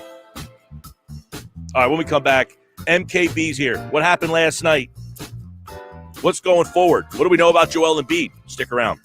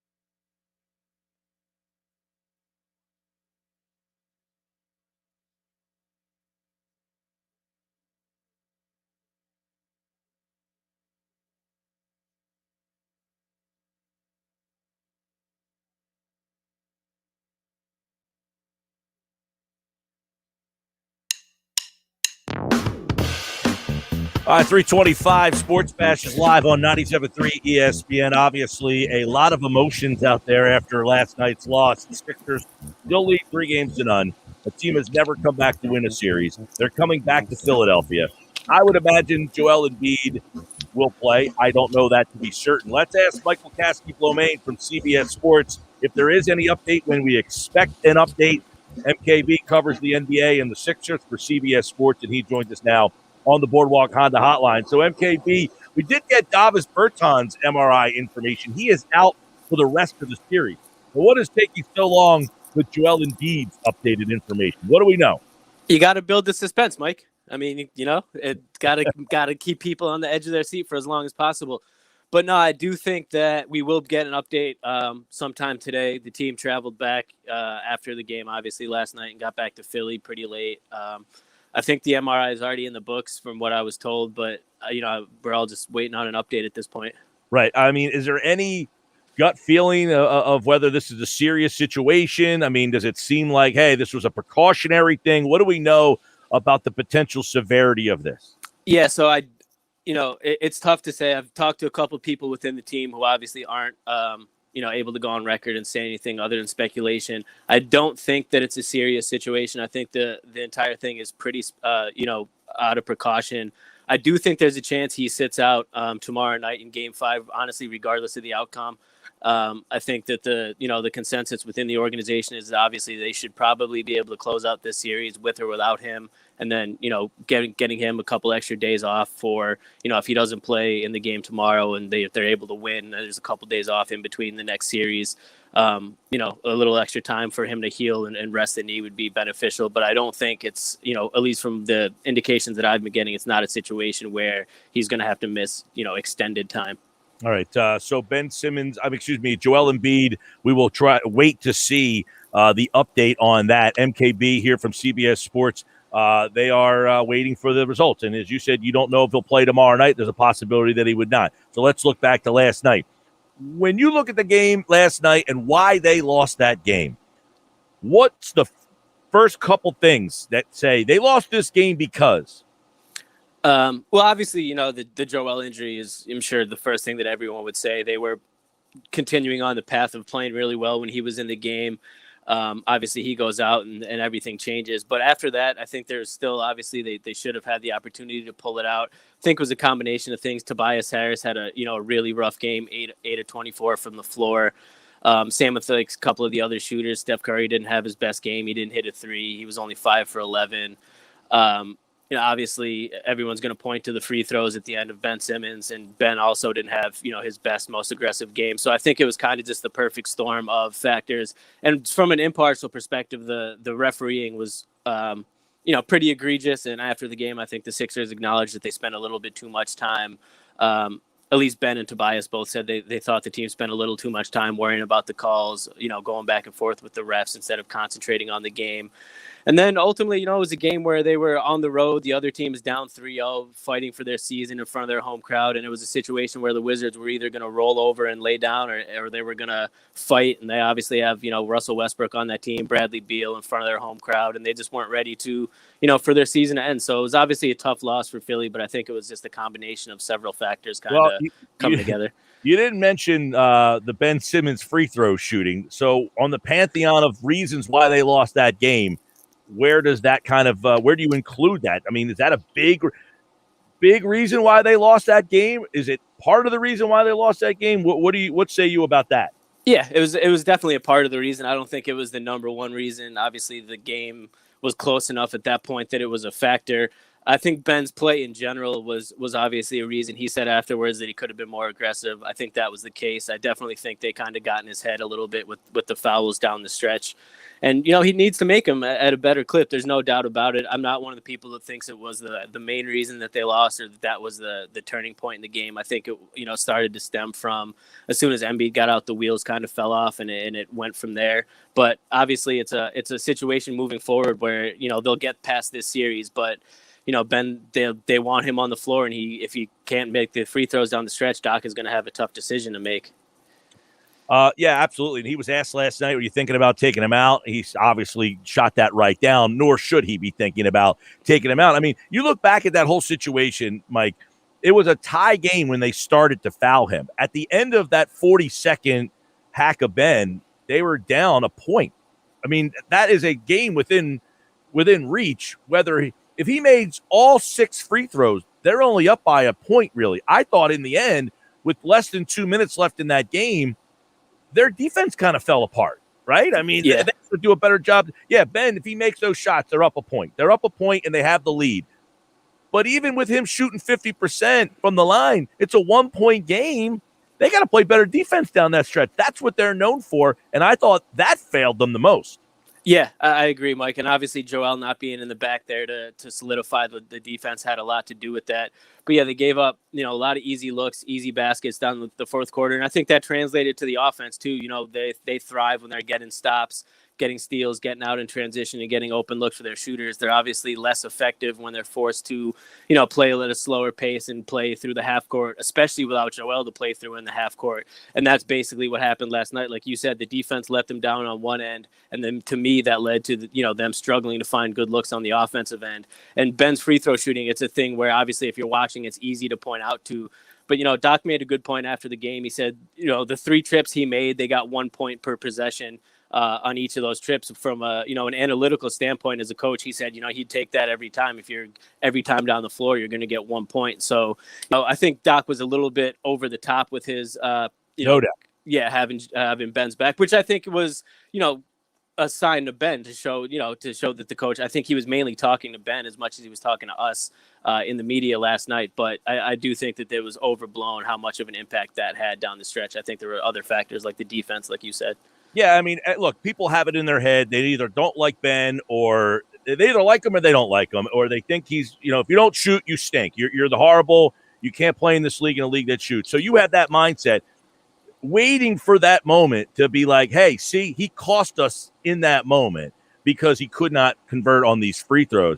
I think people were just waiting for that moment. My question really is, can teams continue to do this? Will they start fouling at the 5-minute mark? I mean, last night was a 40-second swing. I mean, it was at 2:47. The last foul on him was at 2:07. I don't even think half the people out there realize you can't intentionally foul anymore, because people are like, the last 2 minutes, you got to get him off the floor. No, you can't intentionally foul anymore. So our team's going to start doing this earlier in the fourth quarter. I think it's a concern, Mike, and I think that's the only reason that it's really a story. I think last night, like we were saying, that it wasn't, to me, one of the 2 or 3 main factors in that loss. But I do think moving forward, and in this situation, they're already up 3-0 in a series. But if you're talking about a series against the Bucks, against the Nets, where really every point matters, and you're talking about the fourth quarter, and Ben's out there leading up to that 2-minute mark, like you said. And Doc obviously said last night he wants him on the floor for his defense. He wants him on the floor for his playmaking. But if you have a coach that's going to follow in Scott Brooks' footsteps and follow him, like you said, around the 6-minute mark of the fourth quarter, around the 5-minute mark of the fourth quarter, and he's not knocking them down consistently, at that point, you really do have to, if you're Doc, you have to wonder, do I take him out until that 2-minute mark and put, a Tyrese Maxey in there, or George Hill, a guy that obviously that they can't foul, and then so it all falls on Ben. Obviously, if he can knock him down at even a 55, 60, 65% clip, it's a non-factor. So, I mean, it was weird. There was a stretch this year where he looked way more comfortable and confident shooting the free throw, right? And then it kind of went away. The second half, the last month or so of the season, it kind of went away to the point where he had this 0 for 10, 11 straight that he missed in these playoffs here, where all of a sudden it just looked like he's completely lost confidence from the line, when it looked like he was completely more confident at the line at a stretch this year. So I don't know. Do you feel like he doesn't want to be in that spot? It's strange, because to me, Ben certainly never comes off as a player that's lacking confidence. But in that situation, like you said, that's all you could really chalk it up to, because absolutely there was a point during the regular season where, I remember even like tweeting about it, that he was averaging a career high from the foul line. It was up in the mid-60s, the highest he'd been shooting. He was looking confident. He was attacking the rim, pretty much at will, and looking for those free throws. And it's been a steady, decline over the past couple months since then, up until this point. So I don't necessarily think it's a confidence issue where he's not, confident, but there's obviously something in his head where he doesn't feel, the ability to go up and knock those free throws down. And it's, it's a mental thing to me. And it's obviously one that he has to, get under control. I thought the most disappointing thing was I thought when Embiid went out that Harris reverted back to the Harris we got last year. He was dribbling around. He wasn't very decisive with the ball. I know they were saying he was trying to do too much, but that to me, of all the things, like Simmons missing the free throws, yeah, it sucks. You got to make those free throws. If he makes those free throws, you're not necessarily definitively winning that game. You're up by a point with 2 minutes left. You still got to close that game out. Harris not taking the bull by the horns, that to me was the most disappointing.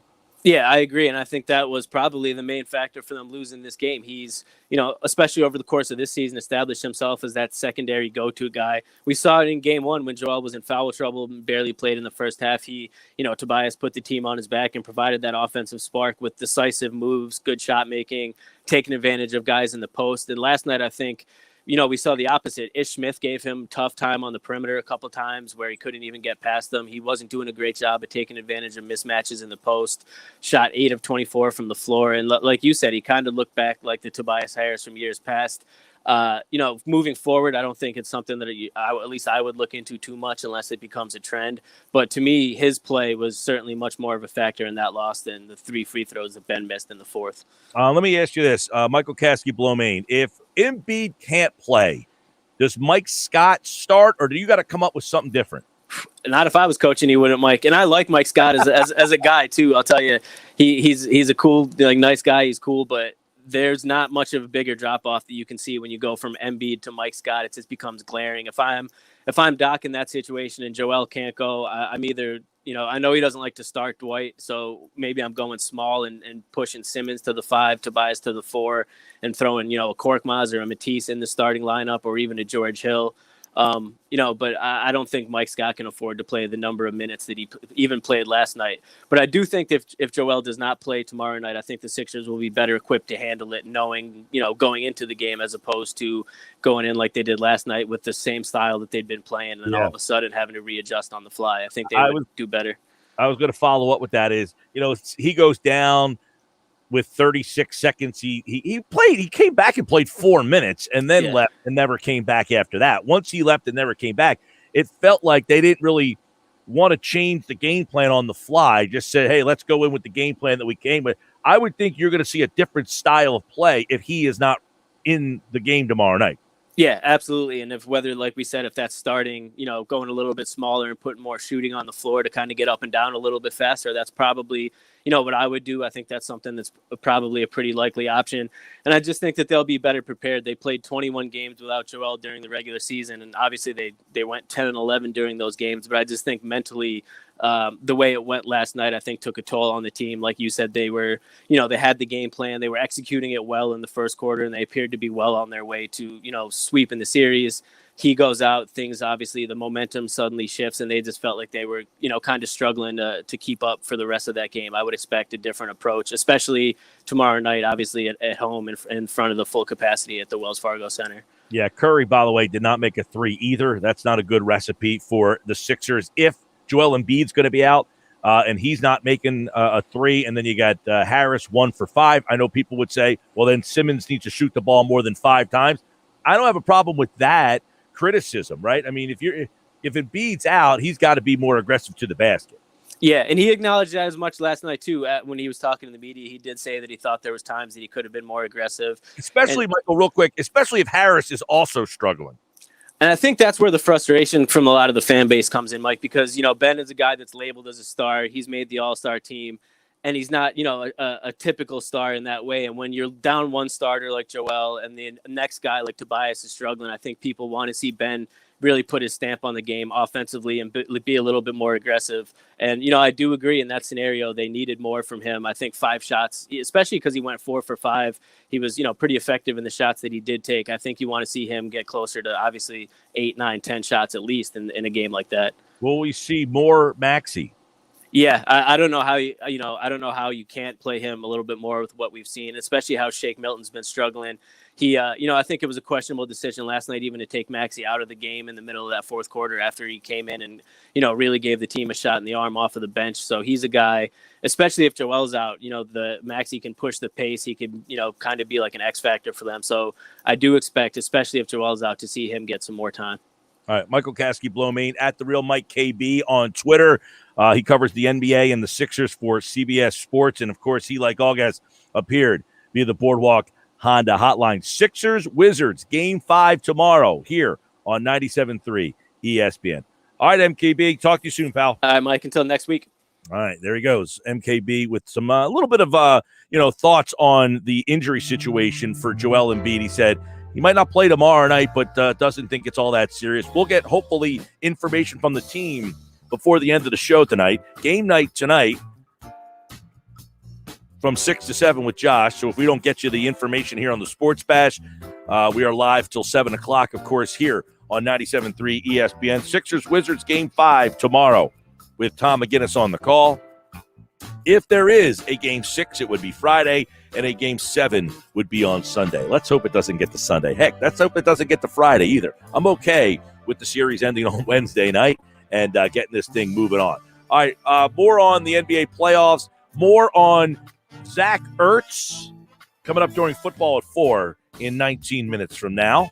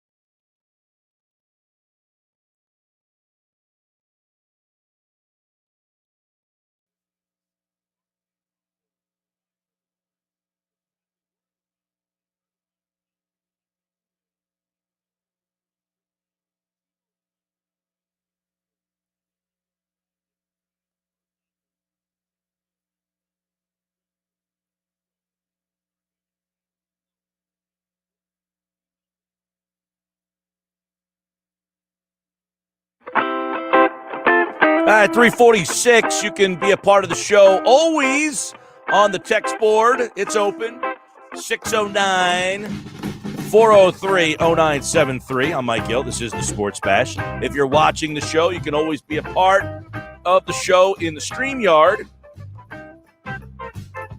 Rodney Johnson is watching on YouTube. He says, Scott Brooks was flailing his arms while Ben shot free throws. No other coach is going to dip this low. I can't think of any other coach to hack a Ben aside from him and Pop once or twice. Yeah, it's only happened a handful of times. The Wizards did it his rookie year.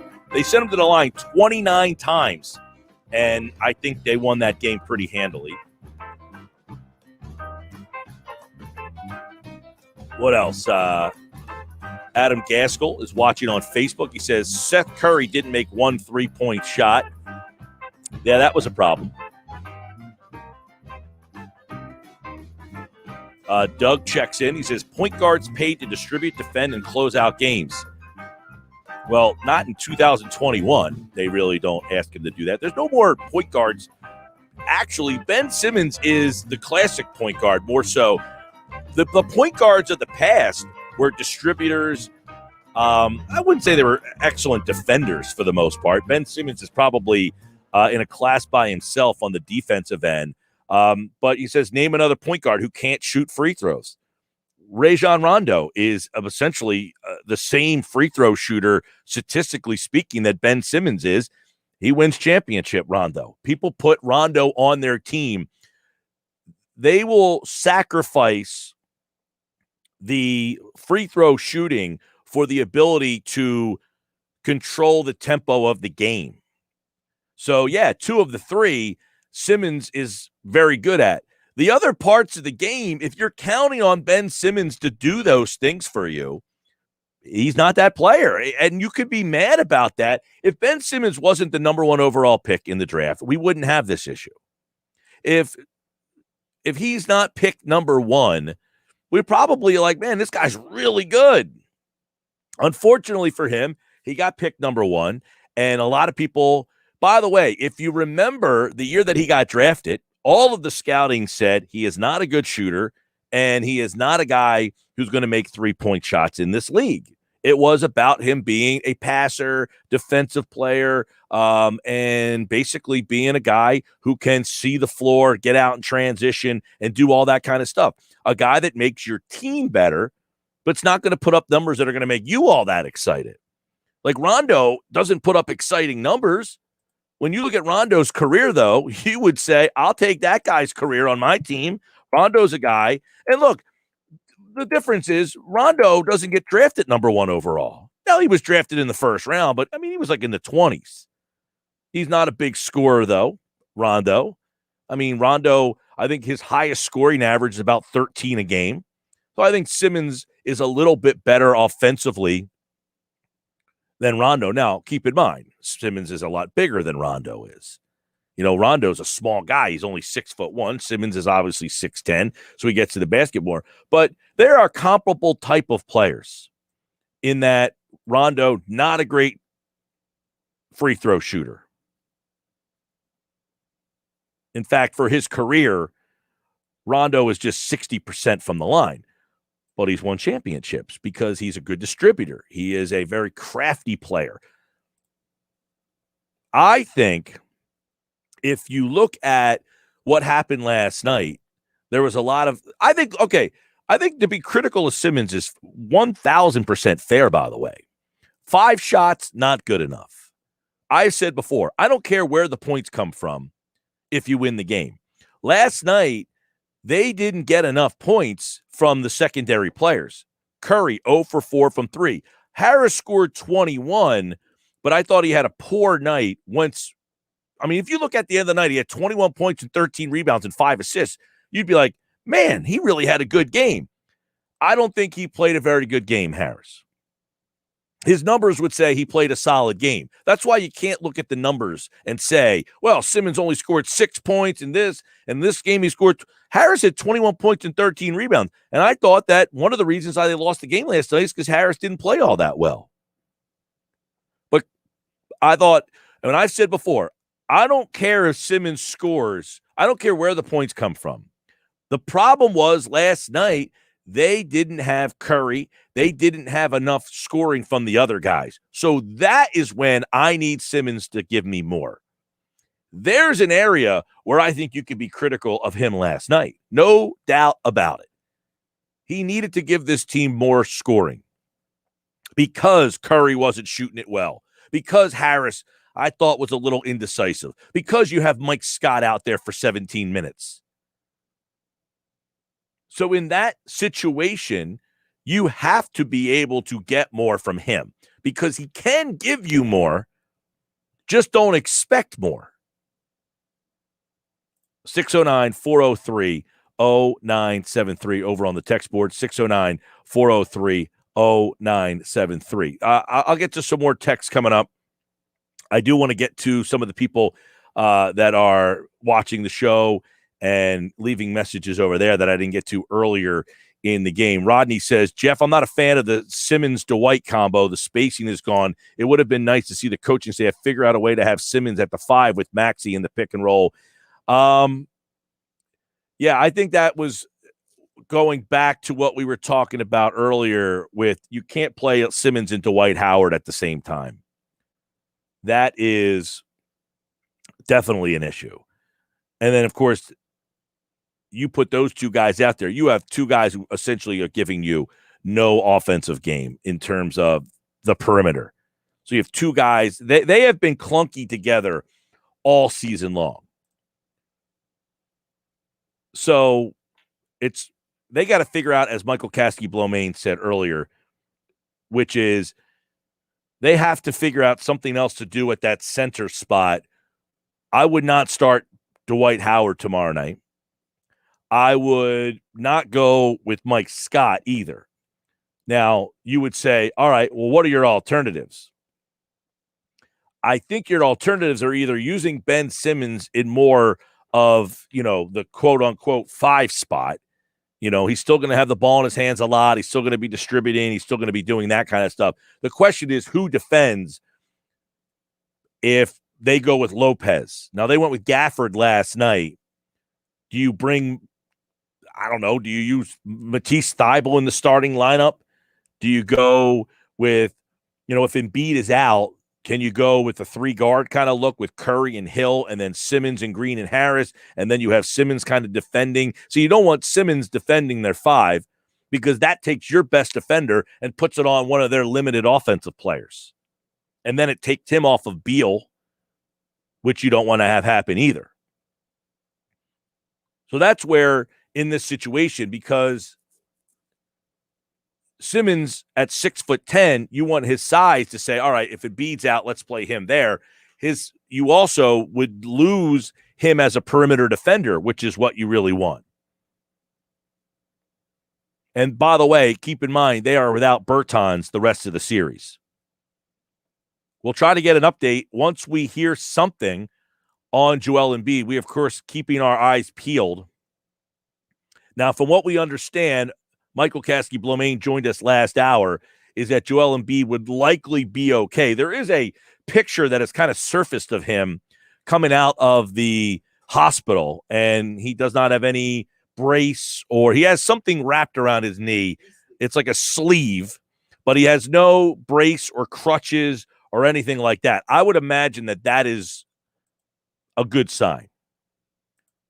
But we'll wait to get some official news from the team. All right, coming up, football at 4. 1, June 1st. Why is it an important day? 2, what does it mean for Zach Ertz?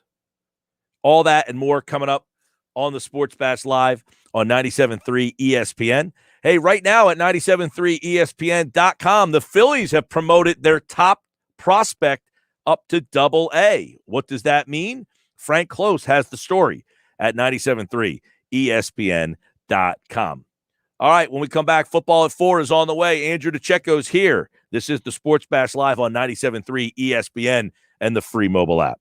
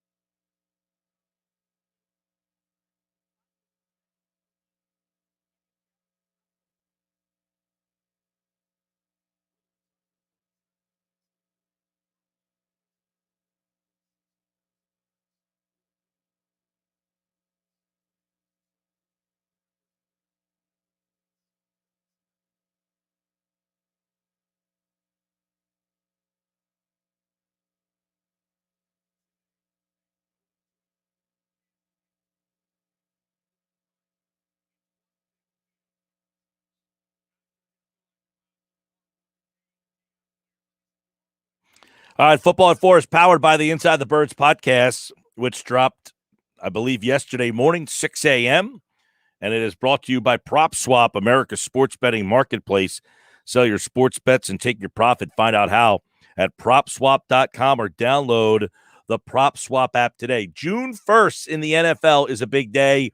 We'll tell you why. Andrew DiCecco is here to discuss some Eagles, some NFL, as June 1st is a big day in the NFL because a lot of cap space is now available. You'll see some roster moves, and you could see another wave of signings and some trades now go down. What does that mean for guys like Zach Ertz, Julio Jones, and more as we bring Andrew DiCecco in for today's edition of Football at 4 on the Boardwalk Honda Hotline. What's going on, Andrew? Hey, Mike, doing well. How are you? All right, man. How was your Memorial Day weekend? Oh, yeah, like I was telling Josh, it was all right. It was pretty enjoyable, but I mean, it's typical weather, Northeast weather for this time of year was kind of weird. Yeah. But it is what it is. Yeah, a lot of rain, a lot of arc. I got a boat, a big old arc sitting in my backyard. It feels like still. It was just kind of rainy and crappy out there, but it was nice to get a couple days away. But now we're right back into it, and June NFL is kind of a big day for the people out there, and it's a day that the Eagles might have some impact because they had some guys post June 1st, Alshon Jeffrey, Malik Jackson. So some contract salaries are now off the book. So, Andrew, this might be the time where we start to see some things heat up in the trade market. Yeah, well, in regards to Malik Jackson and Alshon Jeffrey, the Eagles get $4 million, $2 million apiece for that. They had those the June 1 designations when they were released in March, and then Zach Ertz becomes in play here. I mean, if the Eagles do release him now, they're going to get $8.5 million in savings. So I mean, that's an area that's going to be plausible here. Now we've reached the 4 o'clock line. So I mean, that's something to look for. I still think the Eagles are going to actively look to trade Zach Ertz. I don't think they just want to simply part with him. I think they realize the value that he still has. But ultimately, if there's no taker, I mean, when you're looking at what they could save, I think that makes sense given the sort of disconnect between Zach Ertz and the Eagles. So.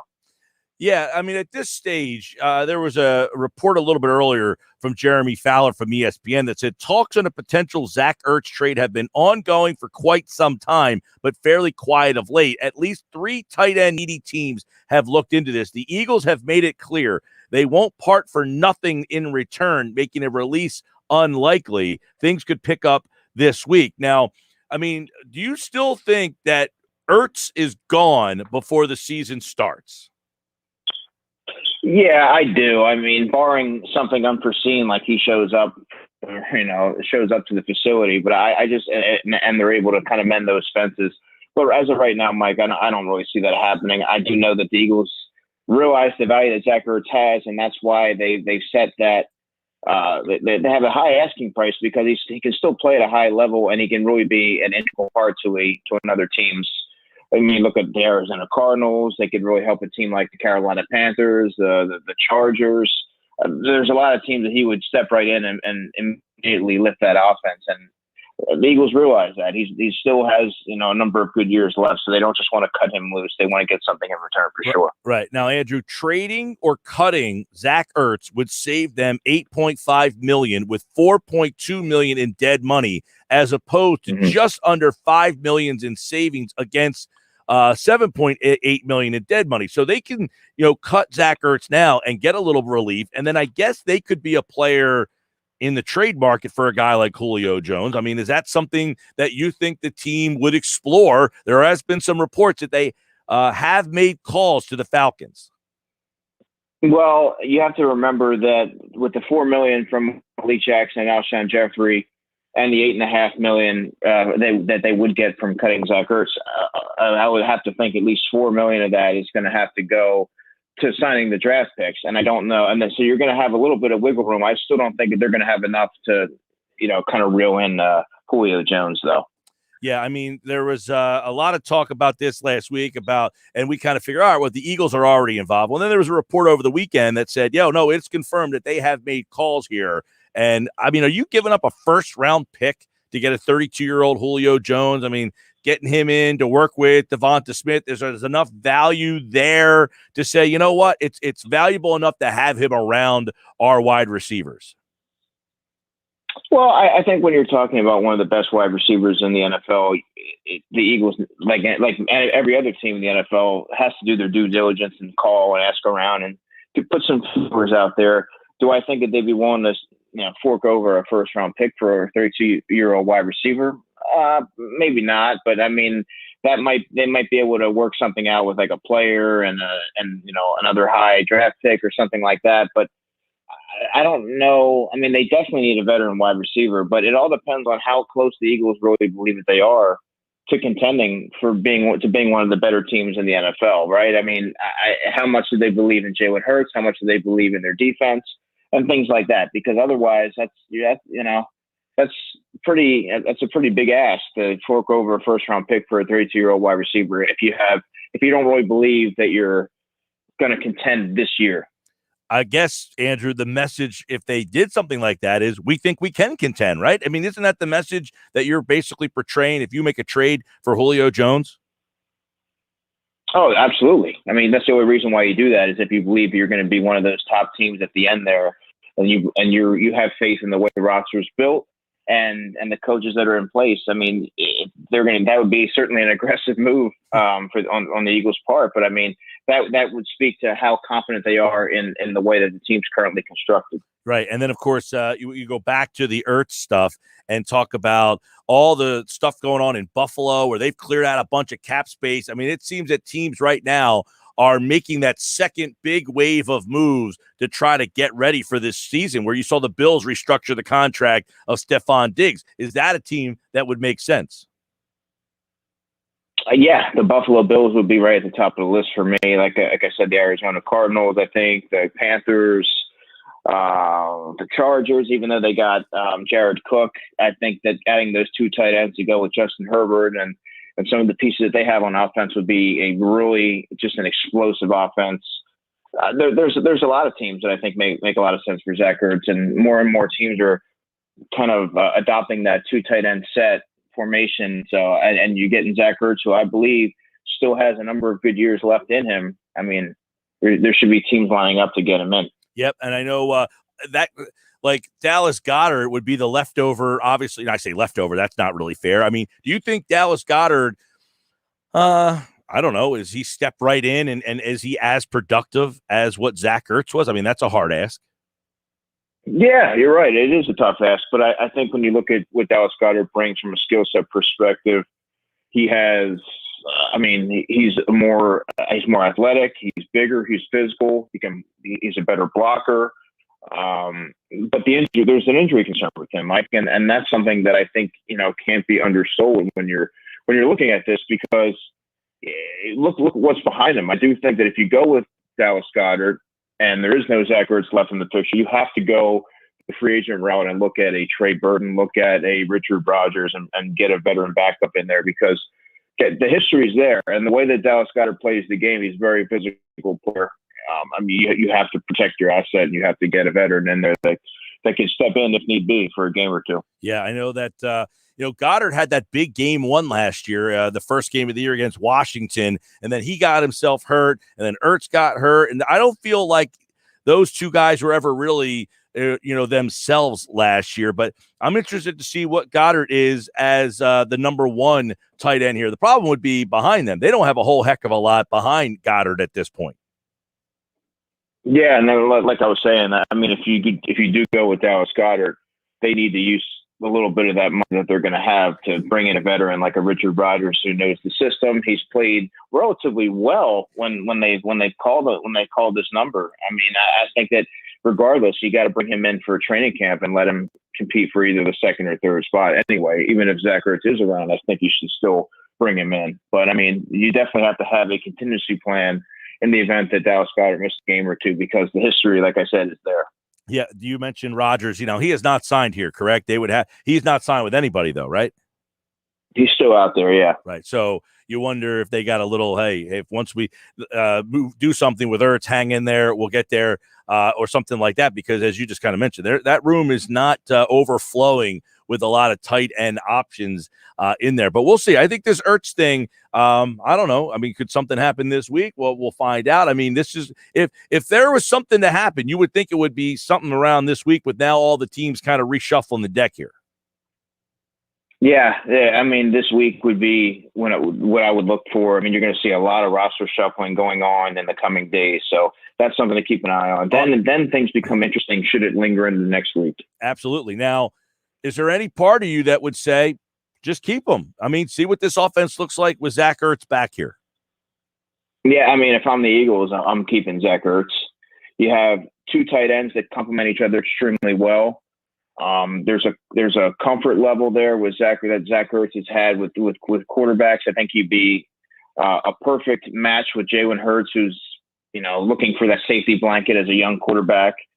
And like I said, there's the injury history there at Dallas Goedert. I mean, while Dallas Goedert's a more explosive player, can give you more after the catch and be a bigger presence in the red zone and so on.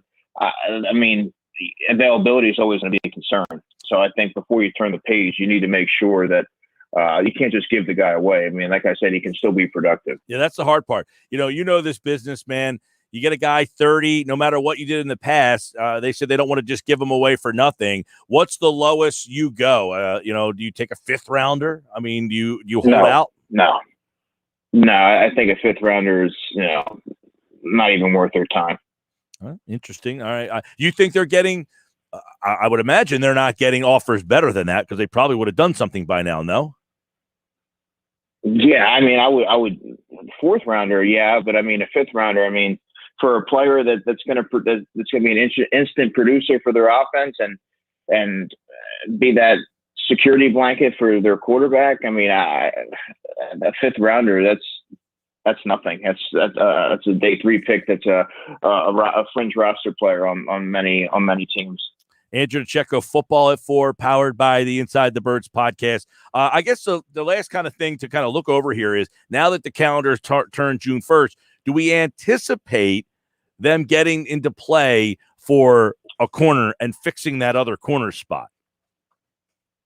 Oh, absolutely. You have to. And, Kevon Seymour and Graylin Arnold and Avonte Maddox and Craig James, those guys aren't necessarily guys you want to trot out there for 17 games, a full slate of games as starters. I mean, Zach McPherson is a rookie who have high hopes for, but again, corner is not like the transition to playing corner at the pro level isn't what it's going to be like playing defensive line for Milton Williams. There's a steeper learning curve, so you don't want to just throw somebody out there and overload them right out of the gate just because there's not a lot of talent there. You know what I mean? I think they need to get a veteran corner in there or an experienced corner that's played a lot of football that has a little bit of upside to complement Darius Slay, because the guys that are there right now are 5s and 4s and 5s, and some of them are even 6. They're practice squad guys. So I think we need to upgrade that. And I think they will. It just might take a little bit of time, possibly here, in the middle of the summer, end of the summer, kind of like what you saw with when they got Ronald Darby in 2017. Yep. Real quick, speaking of upgrade, would you call Anthony Harris an upgrade over the safety position last year? No, yeah, absolutely. I mean, is he going to be able to cover some of these more explosive tight ends? No, but I think he gives you a better coverage. He's good run defender. He's a smart player, very technically savvy, and him working in unison with Rodney McLeod, I think, is going to be a vast upgrade over what they had last season. I think he's just a better overall football player than Jalen Mills. I thought Jalen Mills didn't do as bad as what many would lead you to believe last year, but I do think Anthony Harris, we've seen, I think he has better ball skills and things of that nature and more range. So, I mean, I like what they did there. I don't know, both of those guys, Rodney and Anthony Harris, they're not going to cover a ton of ground. I don't know if they run particularly well, but I mean, you get a couple of veterans there in the middle of the defense kind of patrolling back there. I think that's going to be a good, a good match for Jonathan Gannon back there. Yeah, it's the Mills thing was interesting because he obviously played safety last year for the first time. They used him at corner at times, but I'm really intrigued, Andrew, at what Anthony Harris that you end up getting, because I think a lot of that position, and you could speak to this, is tied to your front four and what kind of pressure they get. I think that translates a lot into how good that particular position ends up playing on Sundays. Right, and they're not asked to do more than they have to. They don't get quite exploited like you saw last season and seasons before. And I think if the pass rush is there and they're able to get home, well, we've seen Anthony Harris be able to take the football away when the Vikings pass rush was on point. And I think that now, given what the Eagles have to work with, there's reason to believe that he can be that player again. Obviously, he had a down year last year, but I think that we've seen what he's able to do when the pass rush is on, the skill set that he has. So there's reason for intrigue there, of course. And I think that could end up being one of the better value signings in free agency. Real quick, Andrew, the Eagles promoted Catherine Ricci to the vice president of football operations. And I've been asked a lot, who is she? What is her role? I know, scouting and the draft is stuff that you are heavily involved into watching. Here's somebody who came from Football League. I think she was in the XFL for a little bit, but at 32 years old, this is a pretty quick rise for her through an NFL organization. Yeah, it is, and it's great. It was a great hire, I thought, and it's nice to see. Obviously, if she's moving that fast through the organization, she has a skill set there that's very intriguing, and they wanted to make sure that she was. They promoted her before. Other teams are going to start to take notice of that as well. So I thought that was very interesting. It was great to see. All right, Andrew DiCecco, Football for more on the Eagles and the NFL. We will have you covered. We'll start to take a look. Of course, it's going to be 100 days before the NFL season kicks off. We are at the 100-day mark, so it is fast approaching. We will be getting into training camps very shortly here. We'll have plenty of off-season coverage for you. And, of course, check out the Inside the Birds podcast. Mondays and Thursdays is when you can check that out at 6 a.m. with Jeff Mosher, Adam Kaplan, and for more from Andrew DiCecco over at InsideTheBirds.com. All right, Andrew, good stuff, man. All right, man, take care. And he, like all guests, appeared via the Boardwalk Honda hotline. There you go, the June 1st date. We talked a little Zach Ertz in there, and we'll talk more about that coming up later on tonight because, as you know, today is a day now where if you want to make a move, the salaries for the season – you got to sign your rookies still, too. That's another factor. But what June 1 names should we be on the lookout for? We'll talk to Jeff Kerr tonight. Sports Bash brought to you by PropSwap, America's sports betting marketplace. Sell your sports bets, take your profit, find out how at PropSwap.com or download the PropSwap app today. I'm Mike Gill. This is the Sports Bash on 97.3 ESPN. And coming up, all right, we got a good Do You Remember today, right?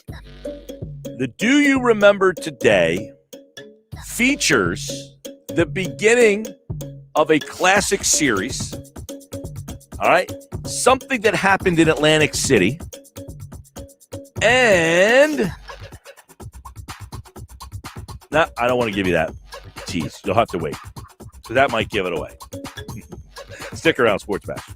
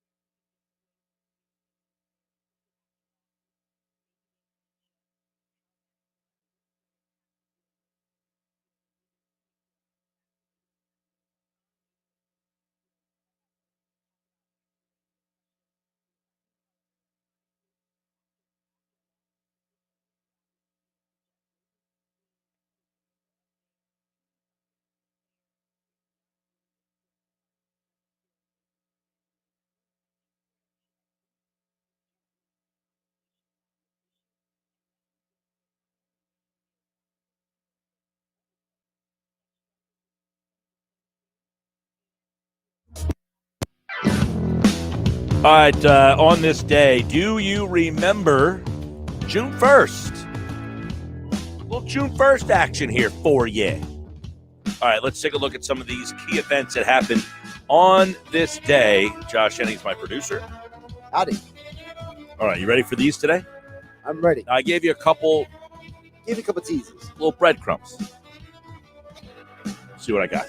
Give me something to look forward to. On this day, 1925, Lou Gehrig pinch hits for the Yankees, flies out to left. The next day, he starts over Wally Pipp, who had a headache, giving him 2 straight games played for the Yankees. No one knew at the time, but those 2 games started his 2,130 consecutive games played streak, which stood for 60 years as the longest in Major League Baseball history.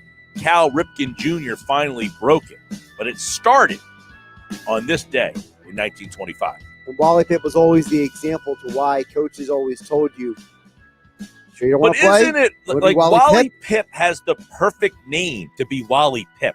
Like if his name was like Joe Phillips, like how does that happen? That Wally Pipp becomes the name of the Wally Pipp? Fate. I guess. It's got to be, right? Like you can't come up with that name otherwise. No other guy is named Wally Pipp. It just happens to be the perfect name for somebody getting replaced. It's unbelievable how it happens like that, don't you think? It's also ironic that how many people do you know who have the name Wally as a first name and the last name Pipp? None. That's what I've been saying. Like the fact that his name, it's just right. It's the perfect name for somebody like replacing you. You got Wally Pipped, right? Yep. Like if his name was Joe Phillips, hey, you got Joe Phillips. Nah, doesn't work. Doesn't have the same. No, Wally Pipp is just the perfect name for the guy who gets replaced. It's amazing how that happens. He was born for it. 1975, on this day, Nolan Ryan records his 4th Major League Baseball career no-hitter. He won that game 1-0. Now, Nolan Ryan was an interesting guy. A lot of strikeouts, a lot of no-hitters. But he wasn't like a big win-loss guy. He also played on some miserable teams. Some of those Angel teams he played for in the 70s were just downright awful. Yeah, I feel like Nolan Ryan was always on lousy teams. Then he went to the Astros late in his career. You know, I remember him, in the 80s with it was him and Mike Scott. Yeah, he was the first $1 million man in baseball. I'm wondering, like today, Nolan Ryan would have been a beast today. He'd just be – these hitters are so bad, he would be blowing these guys away. I would argue that Nolan Ryan would probably be a better version of Max Scherzer today. That's a good one. Because that's all Scherzer seems to do. He just goes out there and just strikes people out. But the problem with Scherzer has been the injuries. Nolan Ryan was almost never injured. I loved watching him pitch. I think in today's game, Nolan Ryan would just be absolutely he'd be a monster. He would be great. I mean, these hitters stink. 31 strikeouts in the Phillies game the other day. 31.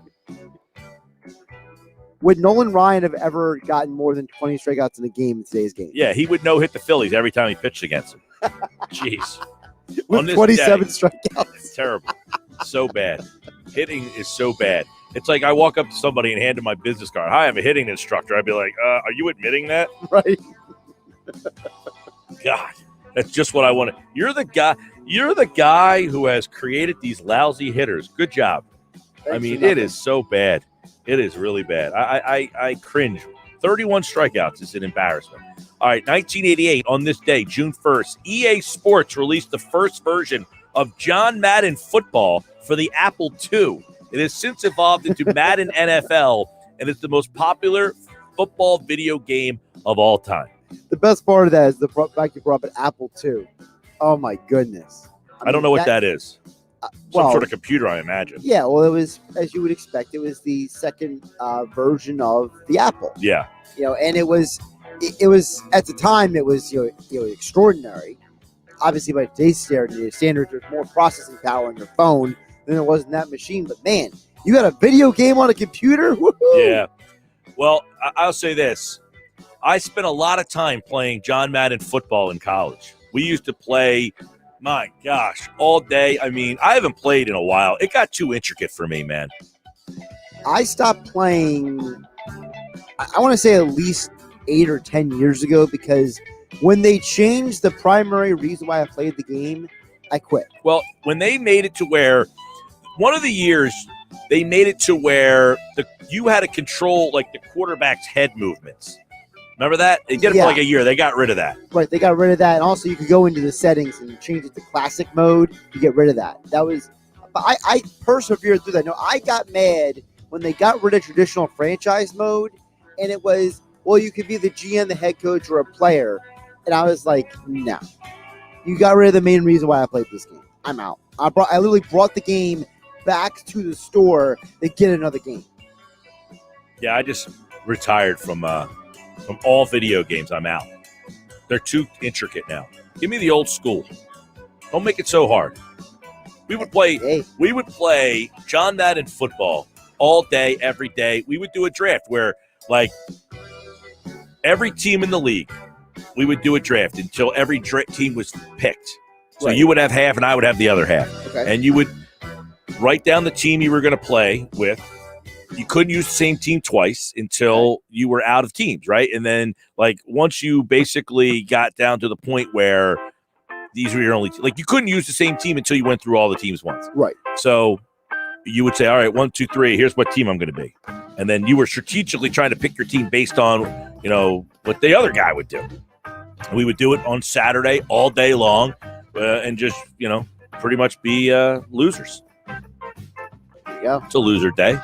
But that tournament would go on for weeks, Well, there's probably maybe some drinking involved. Yeah, there was a little bit of that. Good time, Something. Nothing wrong with that. Have a good time with your boys, All right. It was raining outside, too. What we got? Some days. 1994, Reggie Miller scored 25 points in the fourth quarter. He taunts Spike Lee with the infamous choke gesture in Game 5. The Pacers trailed by 12 entering the fourth quarter. They outscored the Knicks 35-16 to win 93-86. Miller drilled a NBA playoff record 5 3-pointers in the fourth quarter. And Reggie will be back at Madison Square Garden with Marv Albert for the Knicks-Hawks game, Game 5. That Knicks team is like watching the Phillies bat.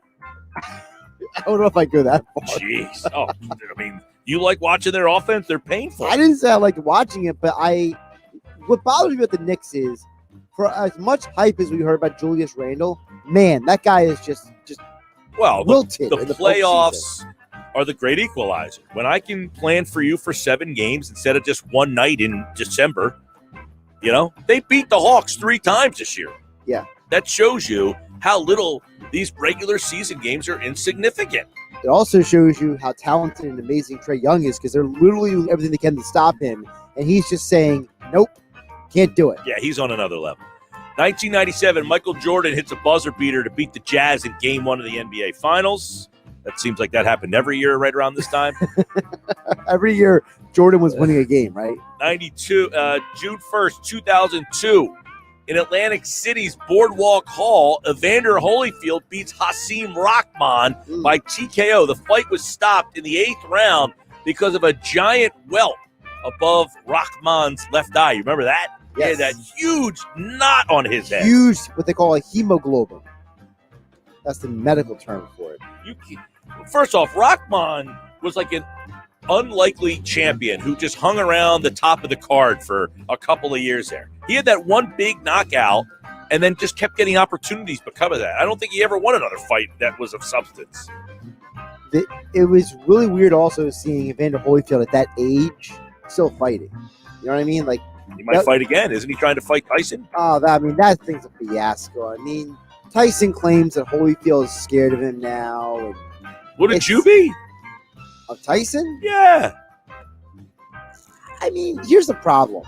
I can't speak for a guy who's a former heavyweight champion of the world, because I assume that a former heavyweight champion of the world might have a little bit different mentality and disposition than you and me. He's in great shape, Tyson. By the way, if they had a real fight, him and Roy Jones Jr., he would have knocked his block off. Dude, Roy Jones Jr. looks so out of shape. Yeah, too. Tyson looked like he could go up against Tyson Fury.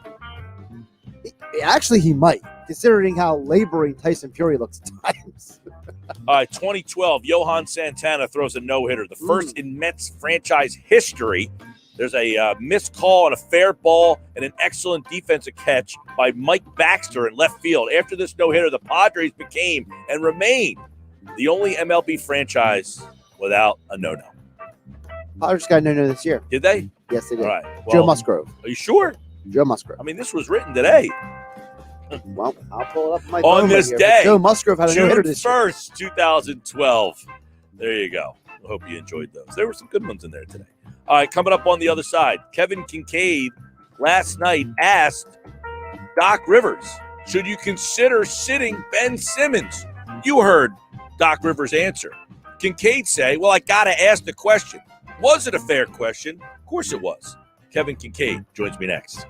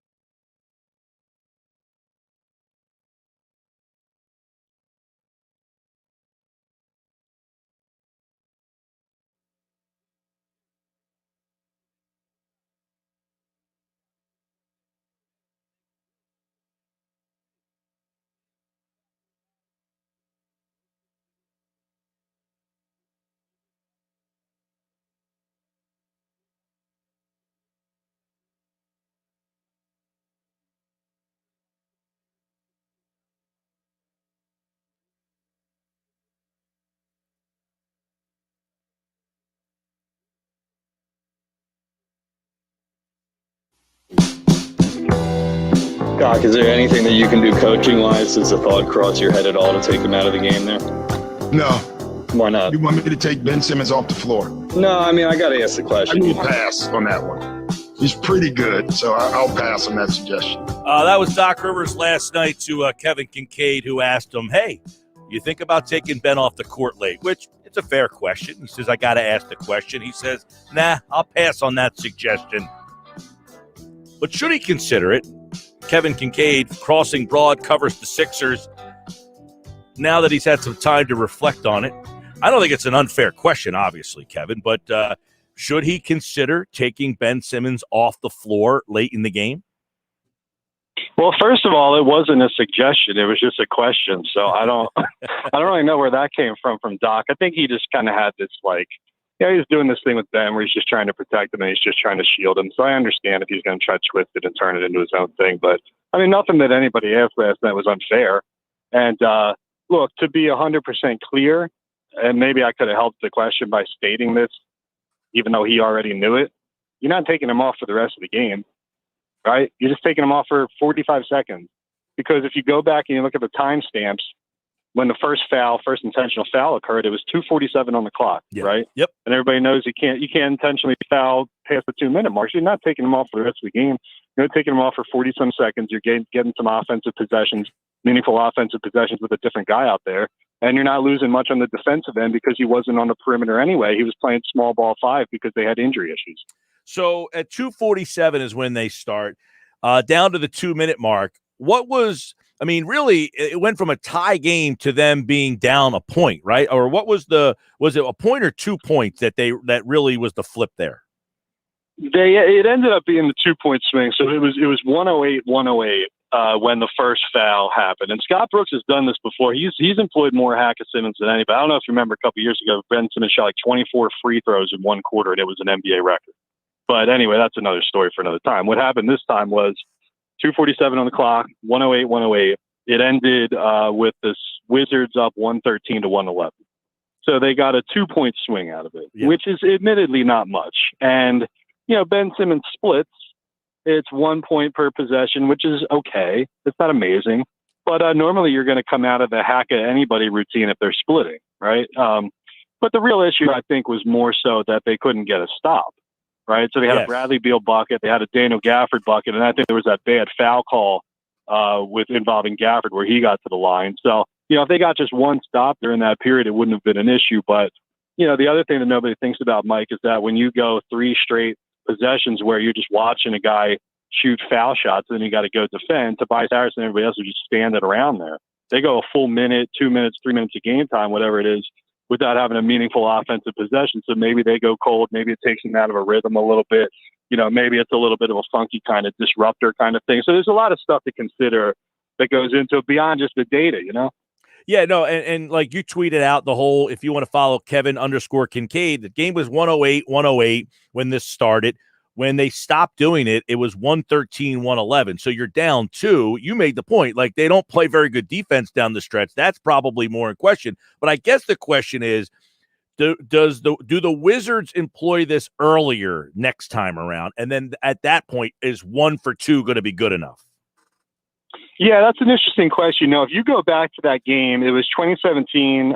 The Sixers beat the Wizards by 5. Scott Brooks started doing this around the 5-minute mark in the fourth quarter, and it turned into the junkiest, old school looking Big East basketball game we've ever seen. And Ben Simmons took 24 free throws in that game in the fourth quarter. He hit 12 of them, so he split.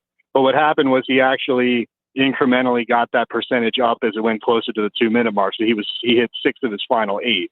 So he got it to a point where the Wizards weren't able to trade with them, even though it started out with him splitting. So, yeah, I think that's more of the pressure point if Scott Brooks wants to try it again, is to try it earlier and maybe go back and watch the tape of that game from a couple of years ago and see how the Sixers responded. Because, as much as it is to put a bad free throw shooter on the line, it's just as much about disrupting the rhythm and disrupting the flow and stressing it defensively and making their guys go cold on the other side of the floor. So, the analytics say that for Ben's percentage, 61% for the year, that you don't do that. But, he was in poor form, free throw shooting form in this series. So they said, the hell with the data, we're going to try it because we think he's out of form. And I think that's what influenced the decision. And if they do it again, maybe they'll try it early. Yeah, that would be interesting if, they did it at 2:47. It only lasted about 40 seconds because, as you mentioned, under 2 minutes, they can't do it because it turns into an intentional technical foul. So that's why Simmons doesn't get fouled in the last 2 minutes of the game, because people are saying he can't be on the court in the last 2 minutes. Can he be on the court in the last 2 minutes if that's the case? Because some people would say, well, he still has the ball in his hands a lot, even under 2 minutes. Yeah, well, and the irony then is he did get fouled again at that point with the Russell Westbrook thing that they reviewed for the flagrant, right? So there's going to be instances where, look, what do we think is going to happen? They're going to bring him back in at the 2 minute. My scenario would have been they take him out for 40 seconds, put him back in at the 2 minute mark, and then stick him in the dunker spot where he can be an influential weak side rebounder, get some lobs if he needs so he can come back, he can play defense. You absolutely want him on the floor in those scenarios, but to answer the question, no, the ball is probably not going to be in his hands at the sub 2 minute mark because he's a liability as a half court perimeter creator. That's not his game. A lot of how they've closed this year is having Tobias Harris initiate on the perimeter, Joel Embiid initiate on the perimeter, ISO pick and roll post ups and stuff like that. So yeah, you don't worry about that situation really at all because the truth is that the ball really isn't in Ben's hands a lot. Sub 2 minute mark unless they get a stop and they get out in transition. Right. So, that seemed to be the focus because it's Ben Simmons and because he's a poor free throw shooter. And we've all been waiting when this is going to rear its ugly head that, hey, his free throw shooting is going to become a factor. But when you look back at that game last night, where is that on the pantheon of reasons why they lost?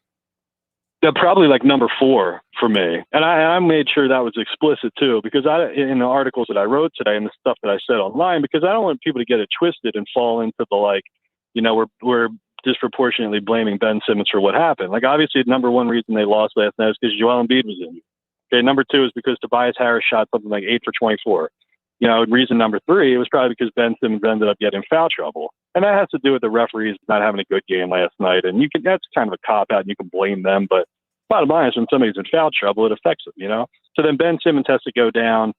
Actually, I would say his free throw shooting was number 5 because number 4 was with Mike Scott coming in and then Ben Simmons having to go down and play small ball 5.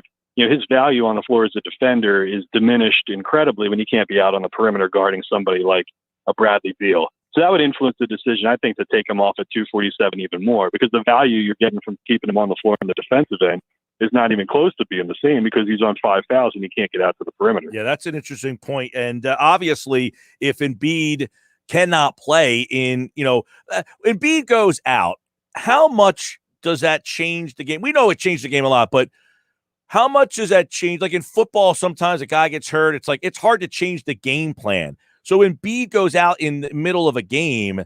How do they, do you think that if he's not there from the start, that they look differently, like things are different than him getting lost in the first quarter like he did last night?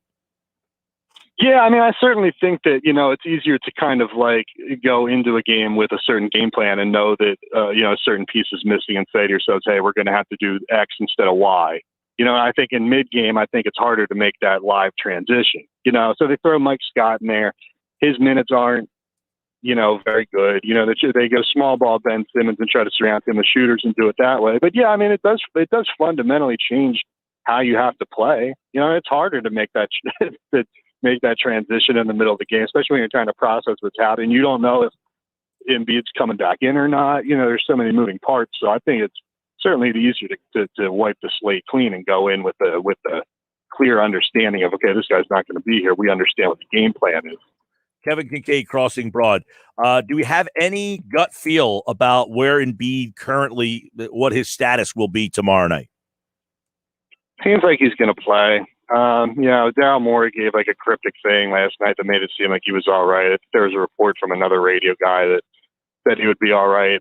Somebody who's been credible with these kinds of things in the past. So, my guess is that it's probably just a precautionary kind of thing. And they're like, look, we're up 3-0 right now. Even if it's 3-1, we got to go and finish it at home. No problem. So, I feel like if it was worse, then we probably would have heard from one of the national insiders at this point, So I don't know. Because the Bertans news came out earlier today. You would figure that, Well, and the funny thing is, too, is that their plane malfunctioned. last night, so they had to take a bus ride home instead. I don't know if that pushed back the schedule for the MRI today. I don't have like any concrete information on that, but that could be a reason why we haven't heard anything officially either. You know. Yeah, possible. I joked earlier that, hey, we haven't had fans in the building the whole year. If you guys can get this thing back here so we can get a gate, that would be very nice of you. No? Like a theory, like a little inside job here. Yeah, like well, Chris Hack and Scott are saying we want some money. Exactly. Well, it's like we heard how close Ben Simmons and Joel are with ownership. You know, they're so buddy that, hey, Ben, if you can miss a couple of these free throws late and get this series back here, that wouldn't be the worst thing in the world. They're going to have a full house here. But obviously, you know, I thought, and you're right, Kevin, I thought the most disappointing thing was, I mean, Harris he had a chance to step up and didn't do it. And it's not to say that, oh, this is the same old Harris. He's a number 2 guy. He's not the number 1 guy. And I thought he reverted to the Harris we saw last year. A lot of extra dribbling, a lot of indecisiveness.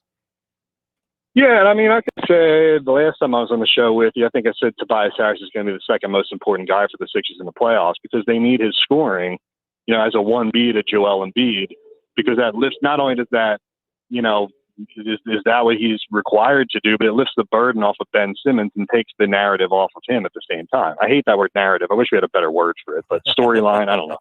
Media attention, whatever. Well, but, you know, it's important. I mean, you look at game 1, right? Okay, so Joel Embiid's in foul trouble. Ben Simmons is, you know, 0 for 6 from the foul line, and he's not really taking any shots. So Tobias Harris was the main guy, you know, and people always forget he's a max player too. Mm-hmm. So, you know, the scrutiny, the difference between the scrutiny, why Ben Simmons gets more scrutiny than Tobias Harris is because the very glaring error that they have to mask and shield and scheme around. You know, if Tobias Harris has a bad shooting, now he's got a bad shooting there. But there's nothing schematically, mechanically that needs to be totally turned upside down to accommodate him, you know? So that's why the Ben Simmons jump shot thing is an issue more so than it's Tobias Harris having an off night. Yeah. Now, when you mentioned, because you asked Doc the question, did you think about taking him out? No. You know, I don't think I'm going to take that advice. Thanks. I'll keep him in the game. D Lynam pressed him a little bit. It wasn't advice. Right. It's a question. You know? Well, when D pressed, she didn't even press him. She didn't mention score. It just felt like it feels like he's at the end of the rope with this thing, though, right? For him to kind of go down that road last night was like, oh man, this guy is he's legitimately getting tired of this line of questioning. Like he can't. Like, do you think that's legit that he can't wrap his brain how he's getting these questions? No, I think he's just trying to protect Ben. And that's all right. I get it. They're trying to shield him. They're trying to protect him. They're trying to say, focus on the positive things that you do well. Obviously, he's not going to throw his guy under the bus publicly. But Brett Brown asked for more from Ben Simmons. You know, he said, evidently, I have failed in trying to get him to shoot 3-pointers. So maybe they're trying the exact opposite approach with Ben this year and saying, we're going to baby him, you know, and do it that way. And if that's fine, if Doc wants to do that, that's fine. But listen, don't come out and tell us that we don't know basketball or we don't know what we're talking about. Saying that D Lynam doesn't know basketball. I mean, come on, man. Yeah. Like, that's the only thing. We didn't ask him any of that in any kind of disrespectful or rude kind of way. And to be quite honest, Doc Rivers has gotten a ton of softball questions this year. Hasn't been asked anything hard. Everybody's been very respectful to him. And there's no reason to ask the super hard questions anyway because they were winning and they were doing well. So I don't think it's out of the realm of the ordinary to say, hey, you think about taking a guy off just for a couple possessions and then putting him back on, you know, but the response I got was like, made it sound like I was like crazy, like he was looking through the Zoom lens and I had like 3 heads or something. Can they see you guys? Can he see you? Is there like a screen in front of him? Yeah, my understanding is that they can. Yeah, and you know, it's kind of been like a taboo thing to like ask questions with your video camera turned off. Actually, it's kind of like an unwritten rule that you turn the camera on and look at the coach or the player so that they can see you at the same time. Is that going to change? Are they going to let you guys, or is this just going to be the rest of the year? You know, it's funny because they can't do anything until the mask mandate is lifted, and that hasn't gone yet. So we're going to have 100% capacity for the next game, but Philly didn't lift the mask mandate yet for indoor arenas. So my guess is that the NBA is probably not going to let us back in until next year because I just don't see really like what the incentive is. You know, you've made it this far, you made it into the playoffs. We're this close. You know, the last thing you need is like one unvaccinated media member going in the locker room and then Joel Embiid gets COVID or something like that, and then you have a disaster. So much as I'd like to support us getting our access back, I don't see them doing that, you know? Kevin Kincaid, Crossing Broad, at Kevin_Kincaid. Give him a follow over there and check out his stuff on the Sixers loss last night and the rest of the Sixers playoff run. He's a fine Mountaineer as well. Kevin, take care. All right, take care. I always like talking to another Mountaineer. I always got time for you. Appreciate it, man. We always have time for the Mountaineers of this world. He is Kevin Kincaid from Crossing Broad. It's a Tuesday with Thompson up next.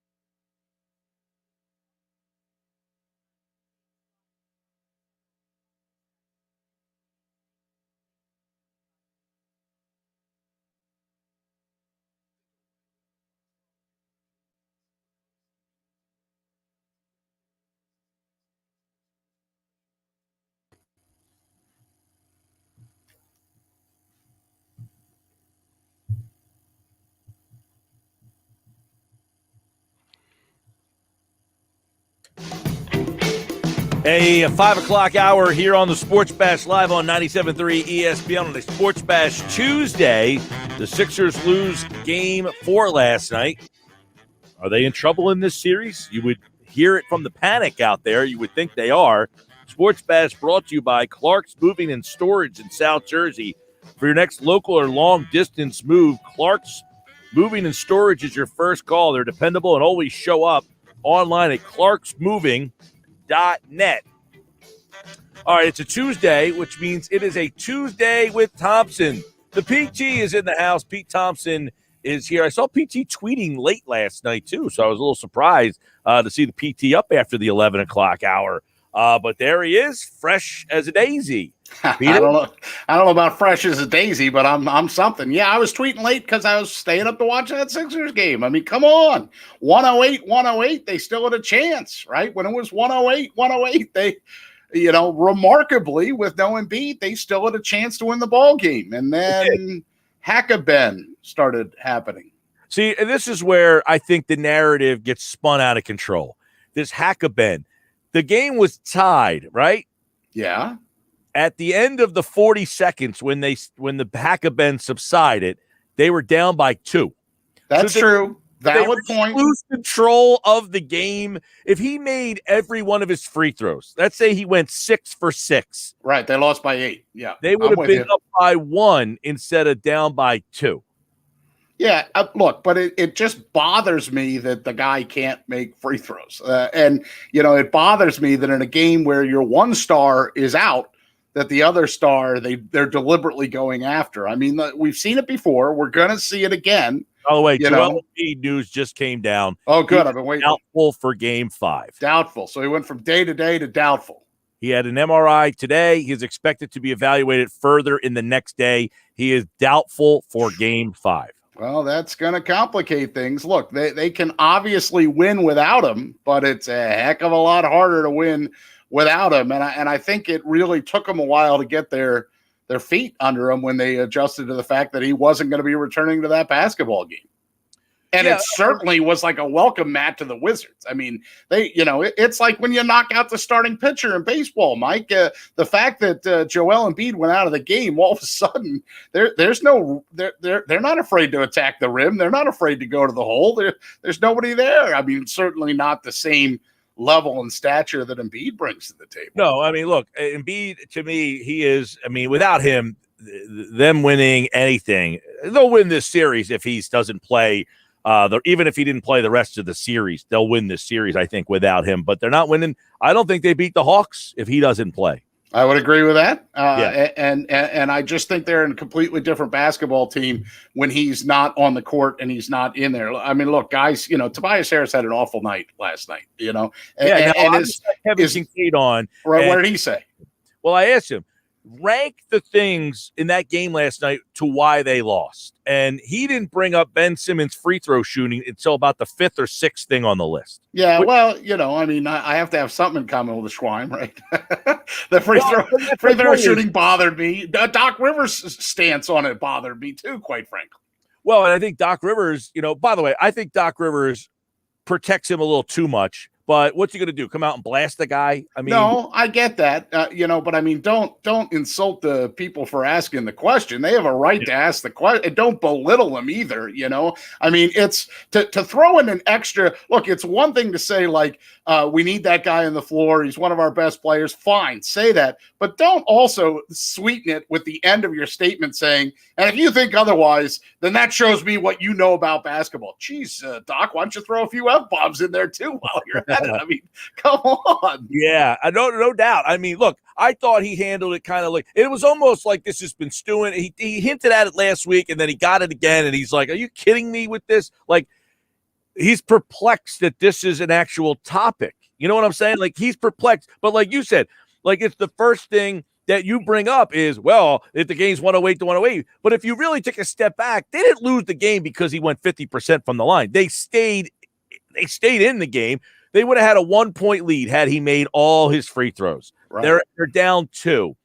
with 2 minutes left in the game, down 2. The rules have changed. You can't do that anymore, too. Right. You can't hack a Ben all the way. It's not the old hack a Shaq days. That's important to bring out, too. You can't do that all the way to the final horn. Absolutely, which I don't think a lot of people recognize, because I keep hearing you can't have him on the court in the last 2 minutes. You can't foul him in the last 2 minutes. Right. So, of course, Doc Rivers is not going to take him off the floor in the last 2 minutes of the game. That would be idiotic because you can't foul him. Now, to absolve him of not making free throws is not fair. He has to be able to step to that line and make them. Now, the point that Doc brings up, all right, he makes one. He was trying to say, I'll take 1 or 2. I don't think the math works out there, though. That's the part that bothers me. His point is, if you're an analytics guy, you average 1 point per possession. Mm-hmm. If I get 1 point there, that's what I'm asking for every possession. 1 point per possession. That keeps me in the game. So at the end of that 40-second back and forth, they were only down 1 possession. Right. So he's saying, look, if we're down by 2 points with 2 minutes to go, I'm okay with that. I mean, the fact that the guy's making $30 million a year, though, and he can't shoot a ball from 15 feet without somebody in his face, that everybody else has been able to do. You can tell there's lifelong people that follow the league, hell, that played in the league. You know, if you watch Mark Jackson at all, our boy Mark Jackson postgame, it bothers him that this guy can't. I thought put up a great point. It was that he failed in a game at Temple and said, you know, I'm not going to do this again. He became an 86% free throw shooter. Look, the whole he doesn't shoot, he can't shoot, yada, yada. Like, that's been through the ringer, blah, blah, blah. He has to be able to make those free throws in that spot. There's no question about it. The question becomes, are teams going to do this further out? Are they going to start doing it at the 4-minute mark? Are they going to start doing it at the 5-minute mark and say, start making these things? That, I think, it remains to be seen.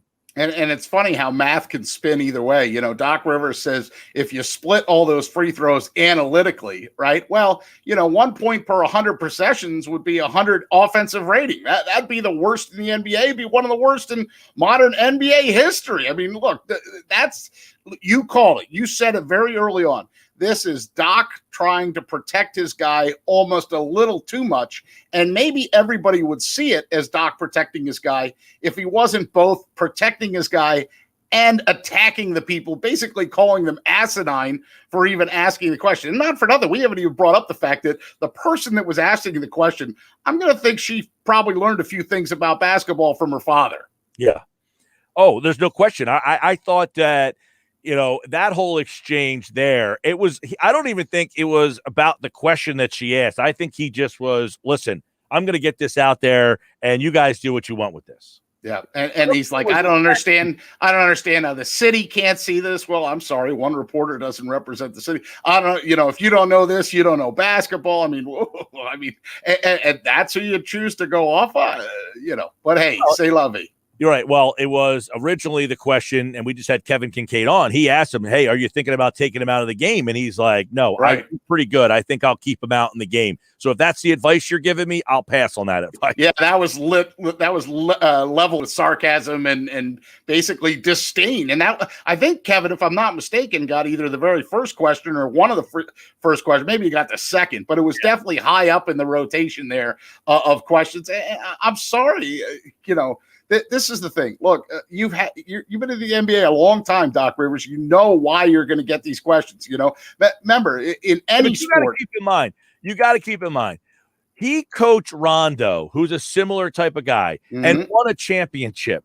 And he's probably thinking, what is wrong with these people? I have a guy, you know, I'm not asking Ben Simmons to score. So if I'm not asking him to score, why are these yahoos asking him? You know what I'm saying? Like, he's like, I won a championship with a guy who's very similar. Rondo shoots 60% from the line. He doesn't shoot a whole heck of a lot, you know, and they won a title with him because he does other things. Simmons is a much more talented level of player than Rajon Rondo is. You know what I mean? There's no doubt in my mind, Mike Gill, that the best thing that Doc Rivers has done is massage the egos in such a way to make Simmons comfortable without and to take some of the pressure off him, you know, I mean, and that's the thing, you know, somehow, some way he convinced Ben Simmons that, look, this is Joel Embiid's team, but you can still be a star on this team. And that's the greatest magic trick ever. Brett Brown was never able to do it in the entire time that he was here because you can't, both guys can't be the alpha. And really, there's only one alpha, and now he might not play tomorrow night.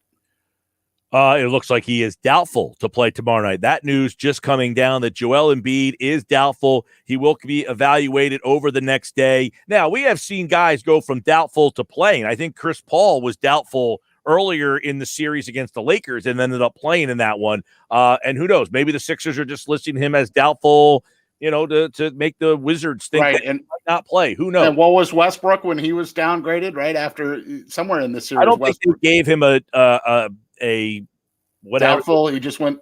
He just didn't practice on Friday. Okay. Yes. Now, well, Seth Curry. Did you see the story about the damn plane broke down too, and they had to take the bus home? I mean, talk about. I mean, listen, these are high-priced athletes, $30 million a year. You think Ben Simmons wants to ride the freaking bus? Well, normally, I didn't know they flew to. Why? Normally, don't they take the train? The hockey team does. I think the NBA's, they got, because you would think the Eagles would fly too. That's the thing. When you have that kind of money, that, the FU money, right?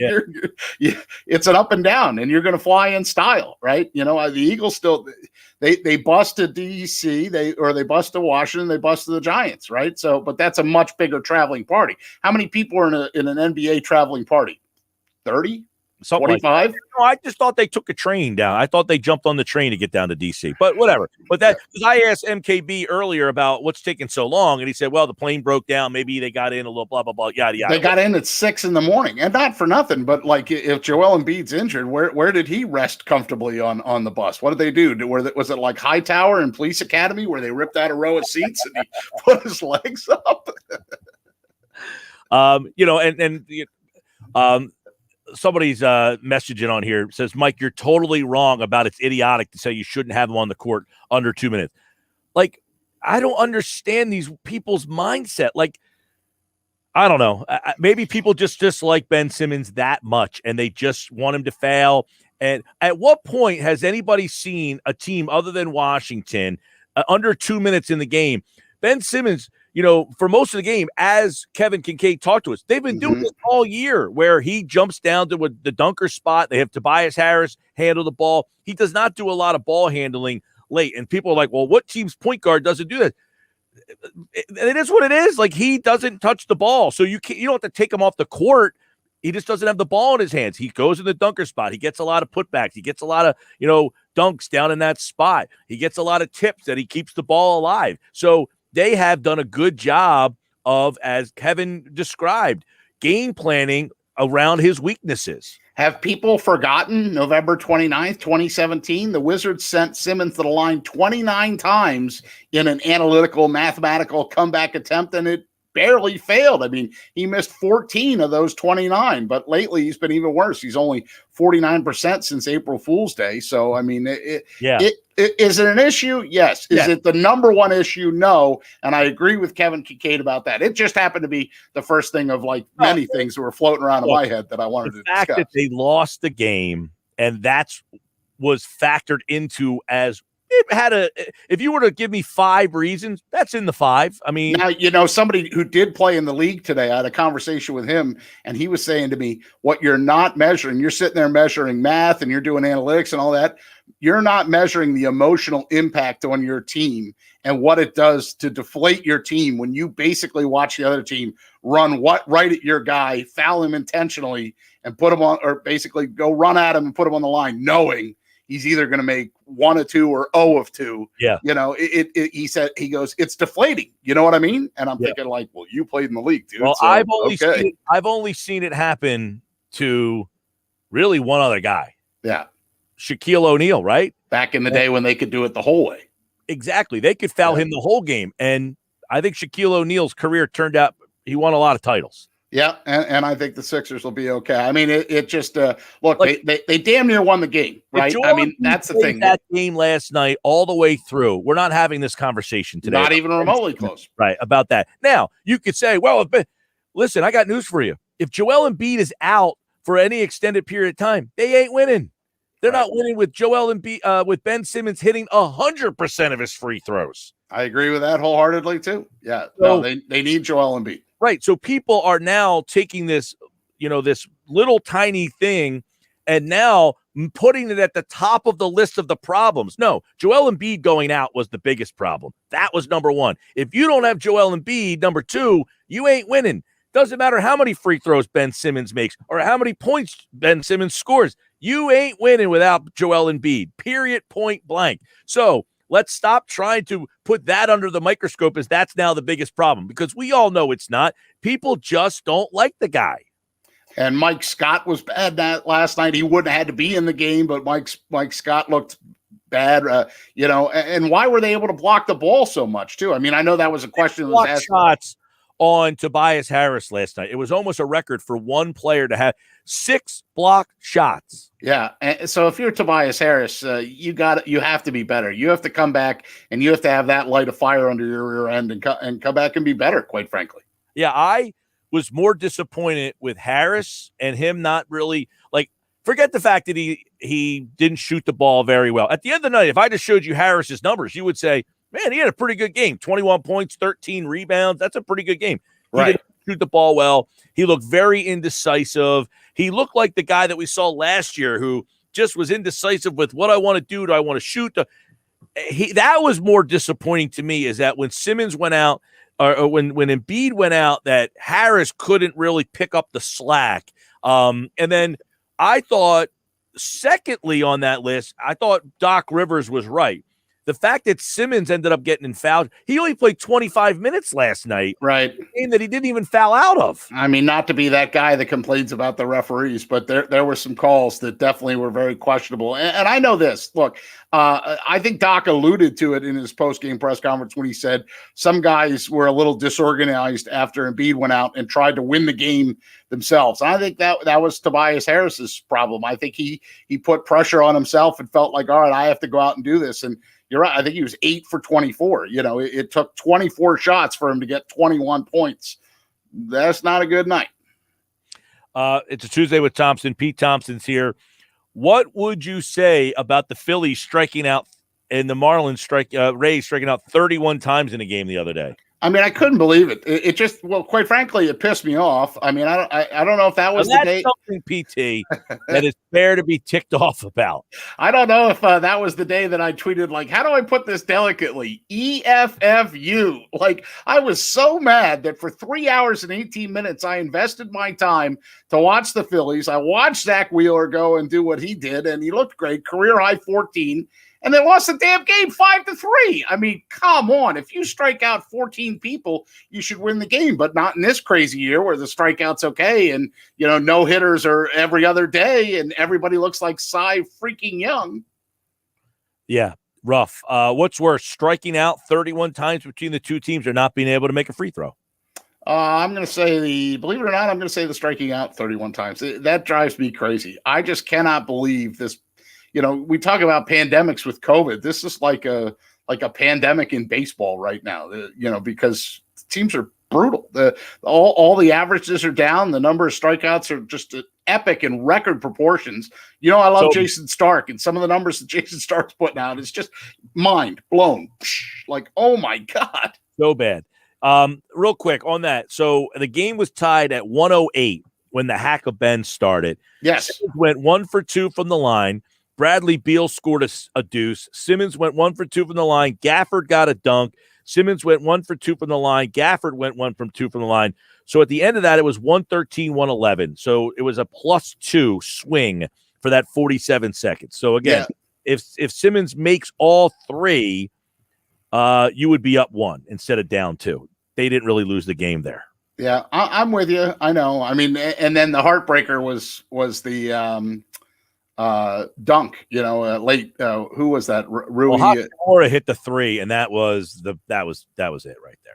Right, but even at 113-111, Furkan missing the 3-pointer with 121 left. He had a wide open look, and he missed it badly. I mean, look, and I really don't want to rip on him because that was about as good a Furkan as you're going to get, except for the key moment. Right, and that's what you're known for, that big wide open 3. Come on, man, you couldn't get as wide open. And by the way, that was a pretty, they got a couple different possessions there. It was Danny Green offensive rebound, Simmons offensive rebound, and then he misses the three. They even almost got a third one, but instead it squirts ahead, and Westbrook throws it ahead to Hatchamore, and that's game over. All right, Pete Thompson, Tuesday with Thompson. He'll be back on Friday for Happy Hour Friday. I could use that. I need another Happy Hour Friday, man.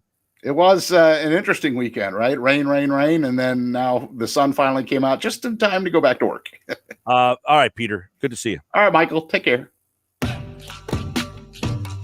He's Pete Thompson. It's a Tuesday with Thompson here on the Sports Bash live on 97.3 ESPN. That was a Tuesday with Thompson brought to you by Matt Blatt Kia. They want to get you approved today. Matt Blatt, 6211 Black Horse Pike, Egg Harbor Township. All right, today is June 1st. It's a big day in the NFL. We'll tell you why. Jeff Kerr joins me next here on the Sports Bash now as the Eagles have cleared out some cap space. Why June 1st is important, we tell you, coming up next.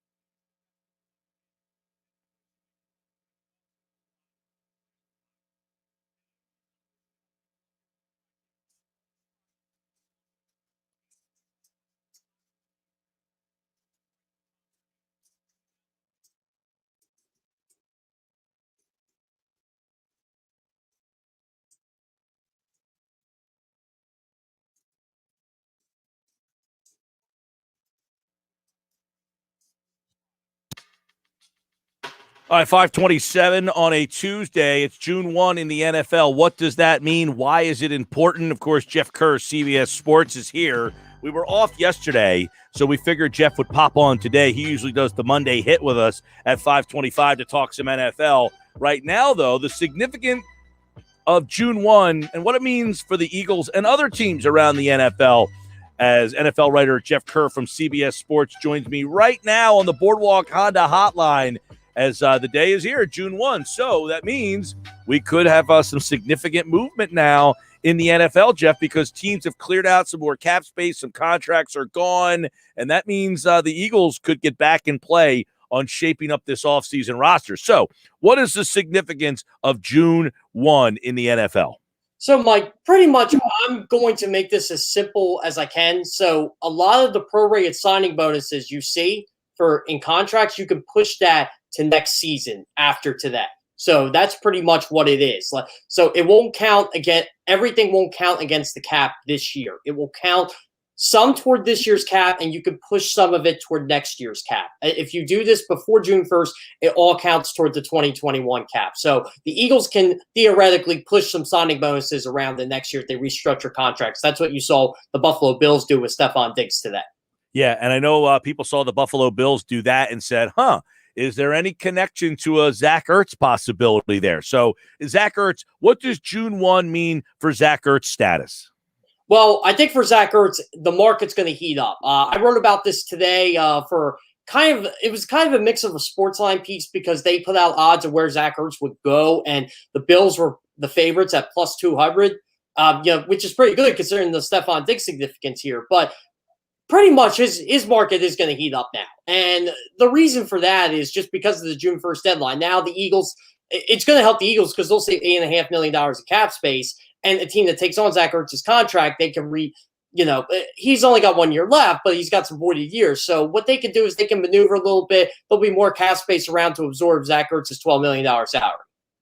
Right. So a team taking on Ertz, they can change some things around, as a team like Buffalo has already tried to do. They've tried to change some things around to be able to take on a contract, maybe not Ertz's contract, but it seems that the Bills are looking to add some talent, which a lot of teams can now start to do, because we're going to start to see some more veterans now, I would imagine, that have been sitting out there waiting for this June 1st date so that they can get more money when they sign, right? A guy like Steve Nelson says, I'm not signing before June 1st because you can't fit me under. Now teams can bring a veteran like a Richard Sherman or a Steve Nelson, that level of player in.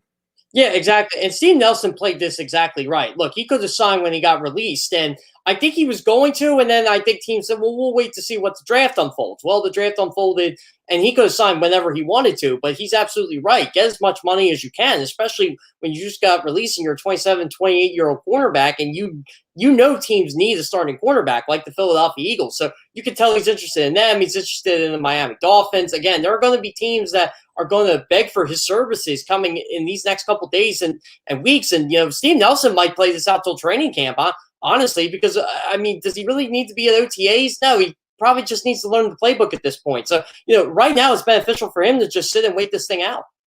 Yeah, I know. So let's get to Ertz here. All right. You mentioned the teams that are in play. There was a report earlier today that suggested the Eagles have had talks, but they're not going to just give him away. So read the tea leaves on that. I kept hearing the 3rd and 4th round pick. That's what the Eagles want. They not both, obviously. They'll go for a 3rd, they'll go for a 4th, but they're not just going to give this guy away, and they really don't want to cut him. Zach Ertz probably wishes he was cut, but the Eagles view him as a valuable commodity, and look, they can afford to pay his salary. That's not an issue. We keep hearing that they're interested in Julio Jones. I guess they are. Everybody should be interested in Julio Jones. It's not a big deal. But you can pay for Zach Ertz and Dallas Goedert this year, and Zach Ertz makes your football team better. They're not just going to give this guy away. Like the Arizona Cardinals, we'll use them for example. If they want him, they're going to have to give up some high draft capital because Eagles know they need a tight end. Max Williams just isn't going to cut it. The Buffalo Bills, I'm sure they could afford to get rid of a 4th round pick if they want, but the Eagles are probably saying to themselves, you know what, maybe we can get a 3rd for this guy. Let's just go see what happens here with the highest bidder. But I think they told Zach Ertz, or they're trying to mend fences with him. I just don't know if Ertz wants to do that anymore. Oh, okay. So what in your mind is the percentage chance that they just say, we didn't get a good enough offer, we're just going to keep him? I'll go with 45% right now. Is that up from where you thought before? Yeah, absolutely. Oh, yeah. I had it about 25, 30% before. I was going to go 50, but I still think at the end of the day, Zach Ertz is not going to be in Philadelphia. I think that ship has sailed. But again, it's the longer this thing drags out, the better chance the Eagles have of keeping him. I mean, I just don't see Zach Ertz missing mandatory minicamp next week and paying that money. I just don't see him doing it. So that's interesting because I figure that he would hold to his guns and miss the mandatory here. So you think he'll be there? He just reminds me of a player that he's just going to show up. That's just the way he is. I mean, you could show up and, just to show up. I mean, you don't have to talk to anybody. Just say, I'm just here so I won't get fined. I mean, I would do it. Like for example, like if someone told you had to go on 97.3 on the weekends, and if you didn't, you got fined, you would do it, right? That's debatable. All right. That's what the fine is, right? Exactly. What's the fine? No, I mean, I know. So, all right. Who are some of the teams that now would, because there's been some talk, okay, multiple teams have called. There is interest there. They just don't want to pay the price. Who are some of the teams? The Colts, for example, because of Carson Wentz. Even though the Colts have Mo Alley-Cox and Jack Doyle, I still think Zach Ertz is a major upgrade for them because Mo Alley-Cox, he's often injured, and Jack Doyle, he's not a starting tight end. He's the number 2 tight end. So Zach Ertz makes them better. I think the Los Angeles Chargers would be interested. I actually think the Los Angeles Rams would be interested. I just don't know how they're going to do that with their salary cap issues and stuff. And they did pay Tyler Higbee, but again, I'm sure they would like him because they're all in. The Arizona Cardinals, I think, would be interested. The Seattle Seahawks, basically any team in the NFC West should be interested in Zach Ertz. I mean, I'm sure the 49ers would even kick the tires on. I don't think they're going to be a suitor, but maybe the Miami Dolphins. Again, they have Mike Gesicki, but they could use another weapon for Tua there. It's going to be very interesting for sure. But if I had to place my money on it right now, my guess would probably be either the Colts, the Seahawks, Cardinals, Chargers, and the Bills, because obviously the Bills are going to be the favorite now. They cleared up some cap space. Okay.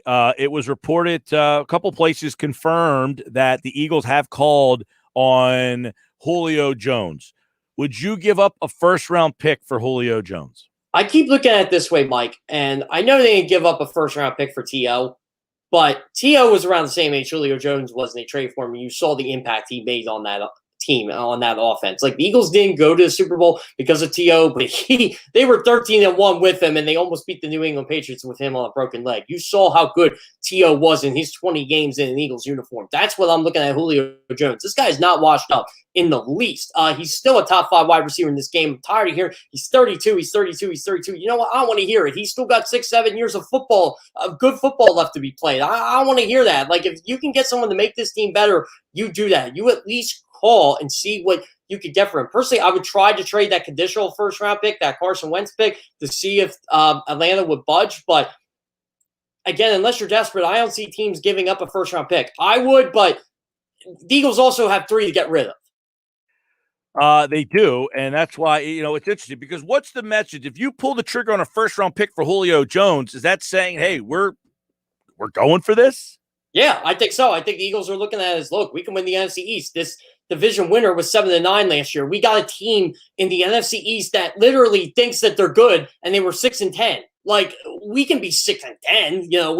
We can compete for this division title. I think 9-10 wins the NFC East. You get Julio Jones, I think that's an extra win or two there. You think the division's that down again this year?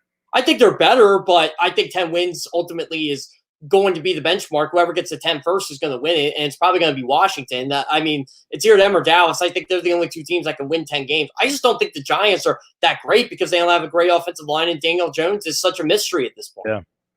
Yeah. One thing is interesting is that the schedule in the NFC East this year for all the teams is a lot more manageable, let's say. Yeah, they're not playing the AFC. Well, they are playing the AFC West, I guess, but it's not as brutal as it was last year. I agree with you there. Yeah, so they all have a much easier road to navigate with their non-conference schedules this year than they did last year. Jeff Kerr, CBS Sports on that front, you got Richard Sherman, you got Steve Nelson, you've got some big names that are still just hanging around. Do we anticipate this week that some of these guys start finding homes, or do they wait it out?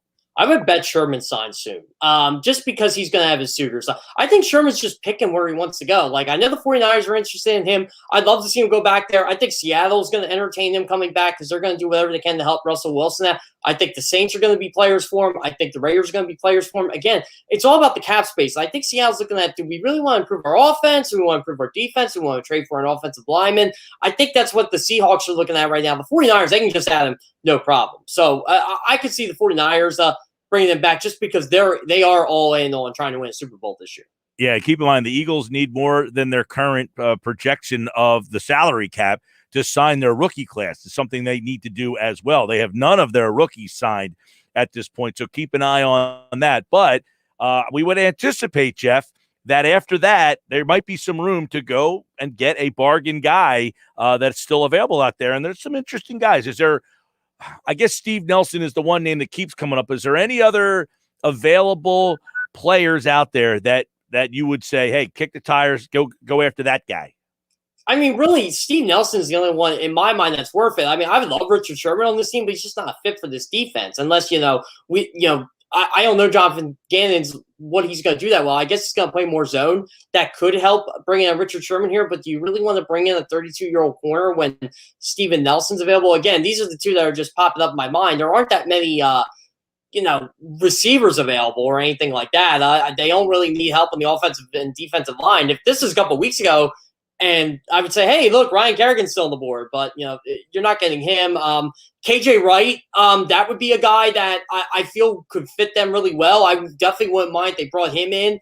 I've heard through the grapevine that the Eagles would at least kick the tires on it. I don't know if they would actually sign him or not, but look, this is a guy you can get really cheap, and I think the Seahawks are going to be the favorites to get a KJ Wright, but KJ Wright would be the guy I think outside of Steven Nelson that probably the Eagles would be interested in. I just don't see them going after a quarterback. Running back, they already claimed Kerryon Johnson. I don't see them doing anything there. Receiver, there really isn't much. Maybe they go after a tight end if they decide to move on from Zach Ertz. But again, there really isn't that many tight ends on the market either.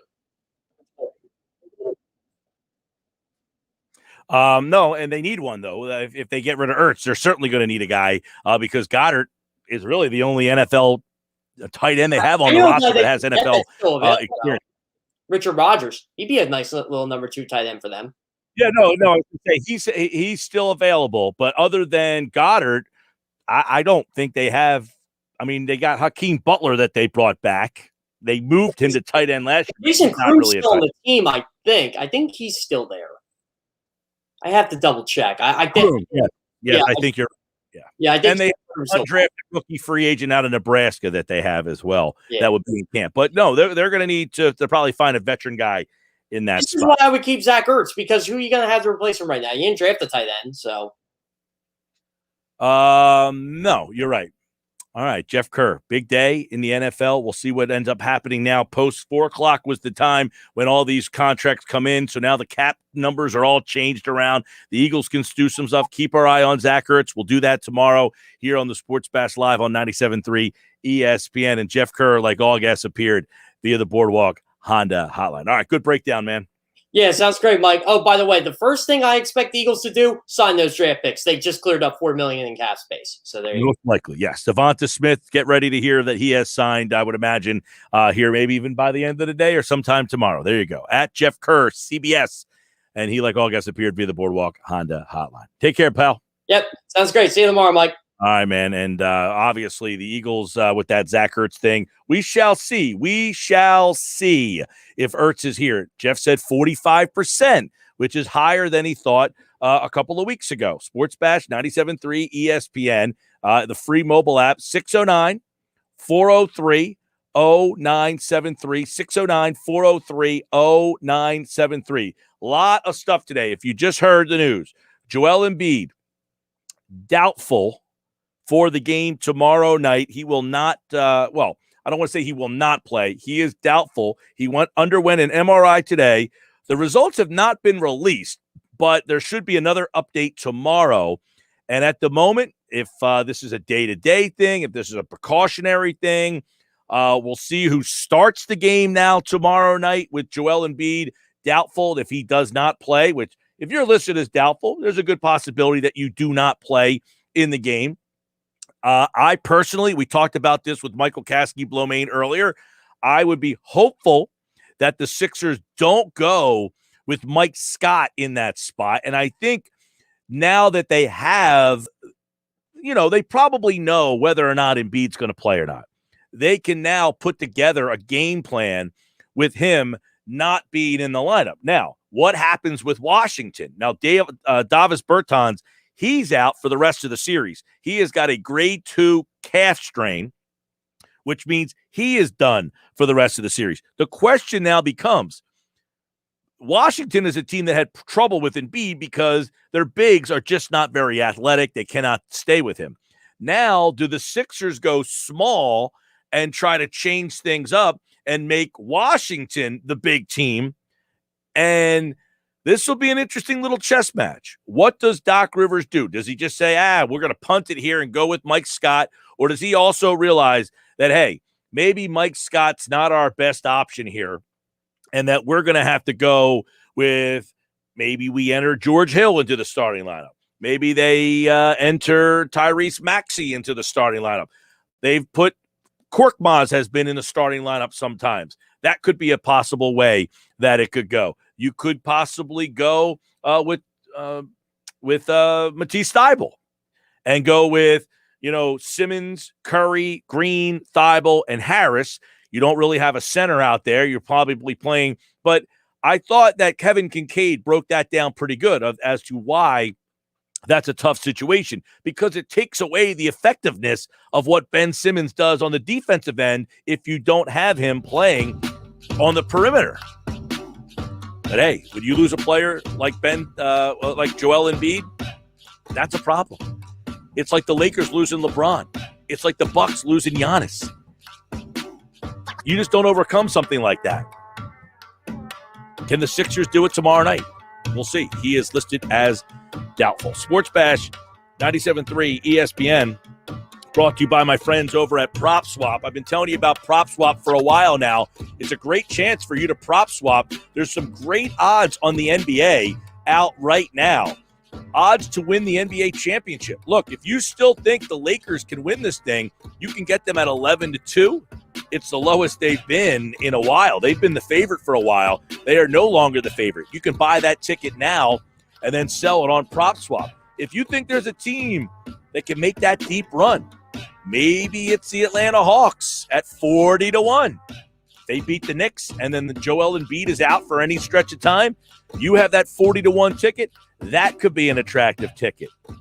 Right now, Boston has the longest shots to win the East. After that, it's the Knicks and then the Wizards.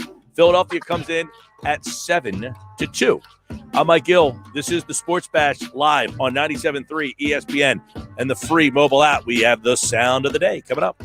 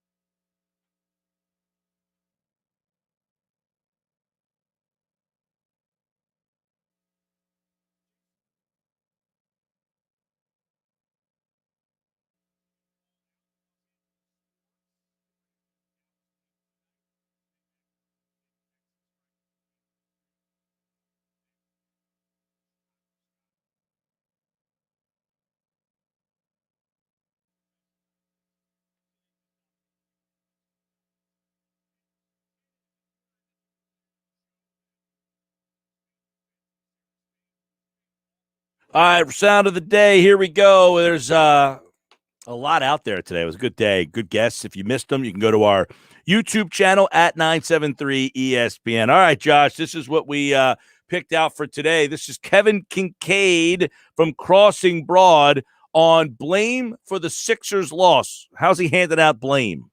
We're disproportionately blaming Ben Simmons for what happened. Like, obviously, the number one reason they lost last night is because Joel Embiid was in. Okay, number two is because Tobias Harris shot something like 8 for 24. You know, reason number three, it was probably because Ben Simmons ended up getting foul trouble. And that has to do with the referees not having a good game last night. And that's kind of a cop-out, and you can blame them. But bottom line is when somebody's in foul trouble, it affects them, you know? So then Ben Simmons has to go down. You know, actually, I would say his free throw shooting was number 5, because number 4 was with Mike Scott coming in, and then Ben Simmons having to go down and play small ball 5. You know, his value on the floor as a defender is diminished incredibly when he can't be out on the perimeter guarding somebody like a Bradley Beal. All right, so that was his list of reasons why they lost that game. Simmons fell in not making free throws somewhere around the 5th reason. How would you rank them? I think that his assessment is extremely fair, because obviously if anybody's blaming Ben Simmons missing free throws for them losing that game, they didn't watch the same basketball game as I did. Because Ben Simmons at the end of that game, even if he makes those free throws, they're still potentially not winning the game. He made all 3 of the free throws that he missed. They would have been up by 1. By 1. Right. Not 4, 5, 6. No, 1. They ended up being down 2. It was tied when they started fouling him. At the end of the sequence where they fouled him, they were tied. They ended up down 2. If he makes all 6 free throws, they would have been up 1. I think the bigger hardly deciding the game. Correct. And I think the bigger point that you guys brought up, you brought up with MKB earlier and brought up again with Kevin Kincaid earlier today as well in the Sports Bash. That when Joel Embiid went out, they were scrambling for a game plan. They didn't know what to do, and it took them too long to adjust. It happens. Yeah, I mean, look, we talk a lot about coaching in the NBA. I think that was a good example last night of the coach not having the impact that people want to say he has, because when Joel Embiid went out, they didn't really make a lot of crazy adjustments. They didn't make a lot of adjustments in game because the coach can't really make a lot of in-game adjustments right there on the fly like that. And you saw last night, they really were disjointed. And a lot of that had to do with, 1, Embiid goes out. 2, Simmons got into foul trouble. So you were down the guy who sets the tempo and the guy they run everything through. Correct. Kevin Kincaid from Crossing Broad. What would you do with Simmons in the 4th quarter? Keep in mind, he's the guy who asked Doc Rivers last night if they should sit Simmons in those situations. Doc said absolutely not. So what would you do with Simmons? My scenario would have been they take him out for 40 seconds, put him back into the 2-minute mark, and then stick him in the dunker spot where he can be an influential weak side rebounder, get some lobs if he needs to. He can come back. He can play defense. You absolutely want him on the floor in those scenarios. But to answer the question, no, the ball is probably not going to be in his hands at the sub 2-minute mark because he's a liability as a half-court perimeter creator. That's not his game. So, I mean, first off, is it a fair question to ask Doc that? Yes. Do you have to take Ben Simmons off the court? I think you should at least consider it. I don't think it's not fair to be so stubborn and be like, well, he's so valuable in defense. But, what's the positive? You got to weigh the positives and the negatives. I think in that situation, I think Doc was right to let the situation play out. But if it happens again, then you question it. Yeah, I don't know that if they're going to start fouling you 5 minutes into the game or 5 minutes left in the game, right, and they're going to do that for 3 minutes. They're going to run like guys to foul you. Well, that's one thing, but I'm going to give Simmons an opportunity to show me he can make them. But if he's out of it that night and he's not making them, the question is 1 for 2 good enough? Can you keep going 1 for 2 for 3 minutes? Not if Joel Embiid's not out there. Not if you're not playing any defense either. And I thought them not playing defense late in the game, not getting stops late in that game was a big issue for them. That game was a 2-point game when they stopped fouling Ben Simmons. Correct. They lost that game by 7 last night. They didn't lose at the free throw line. They lost by not getting stops after the hack of Ben. So we can blame Ben Simmons, and yes, he's got to make his free throws. If he makes all 6 of those free throws, they're only up by 1.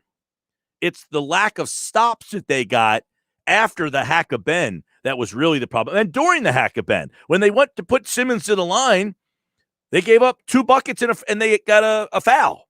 So they gave up 2, 4, 5 points in that swing, and they only scored 3.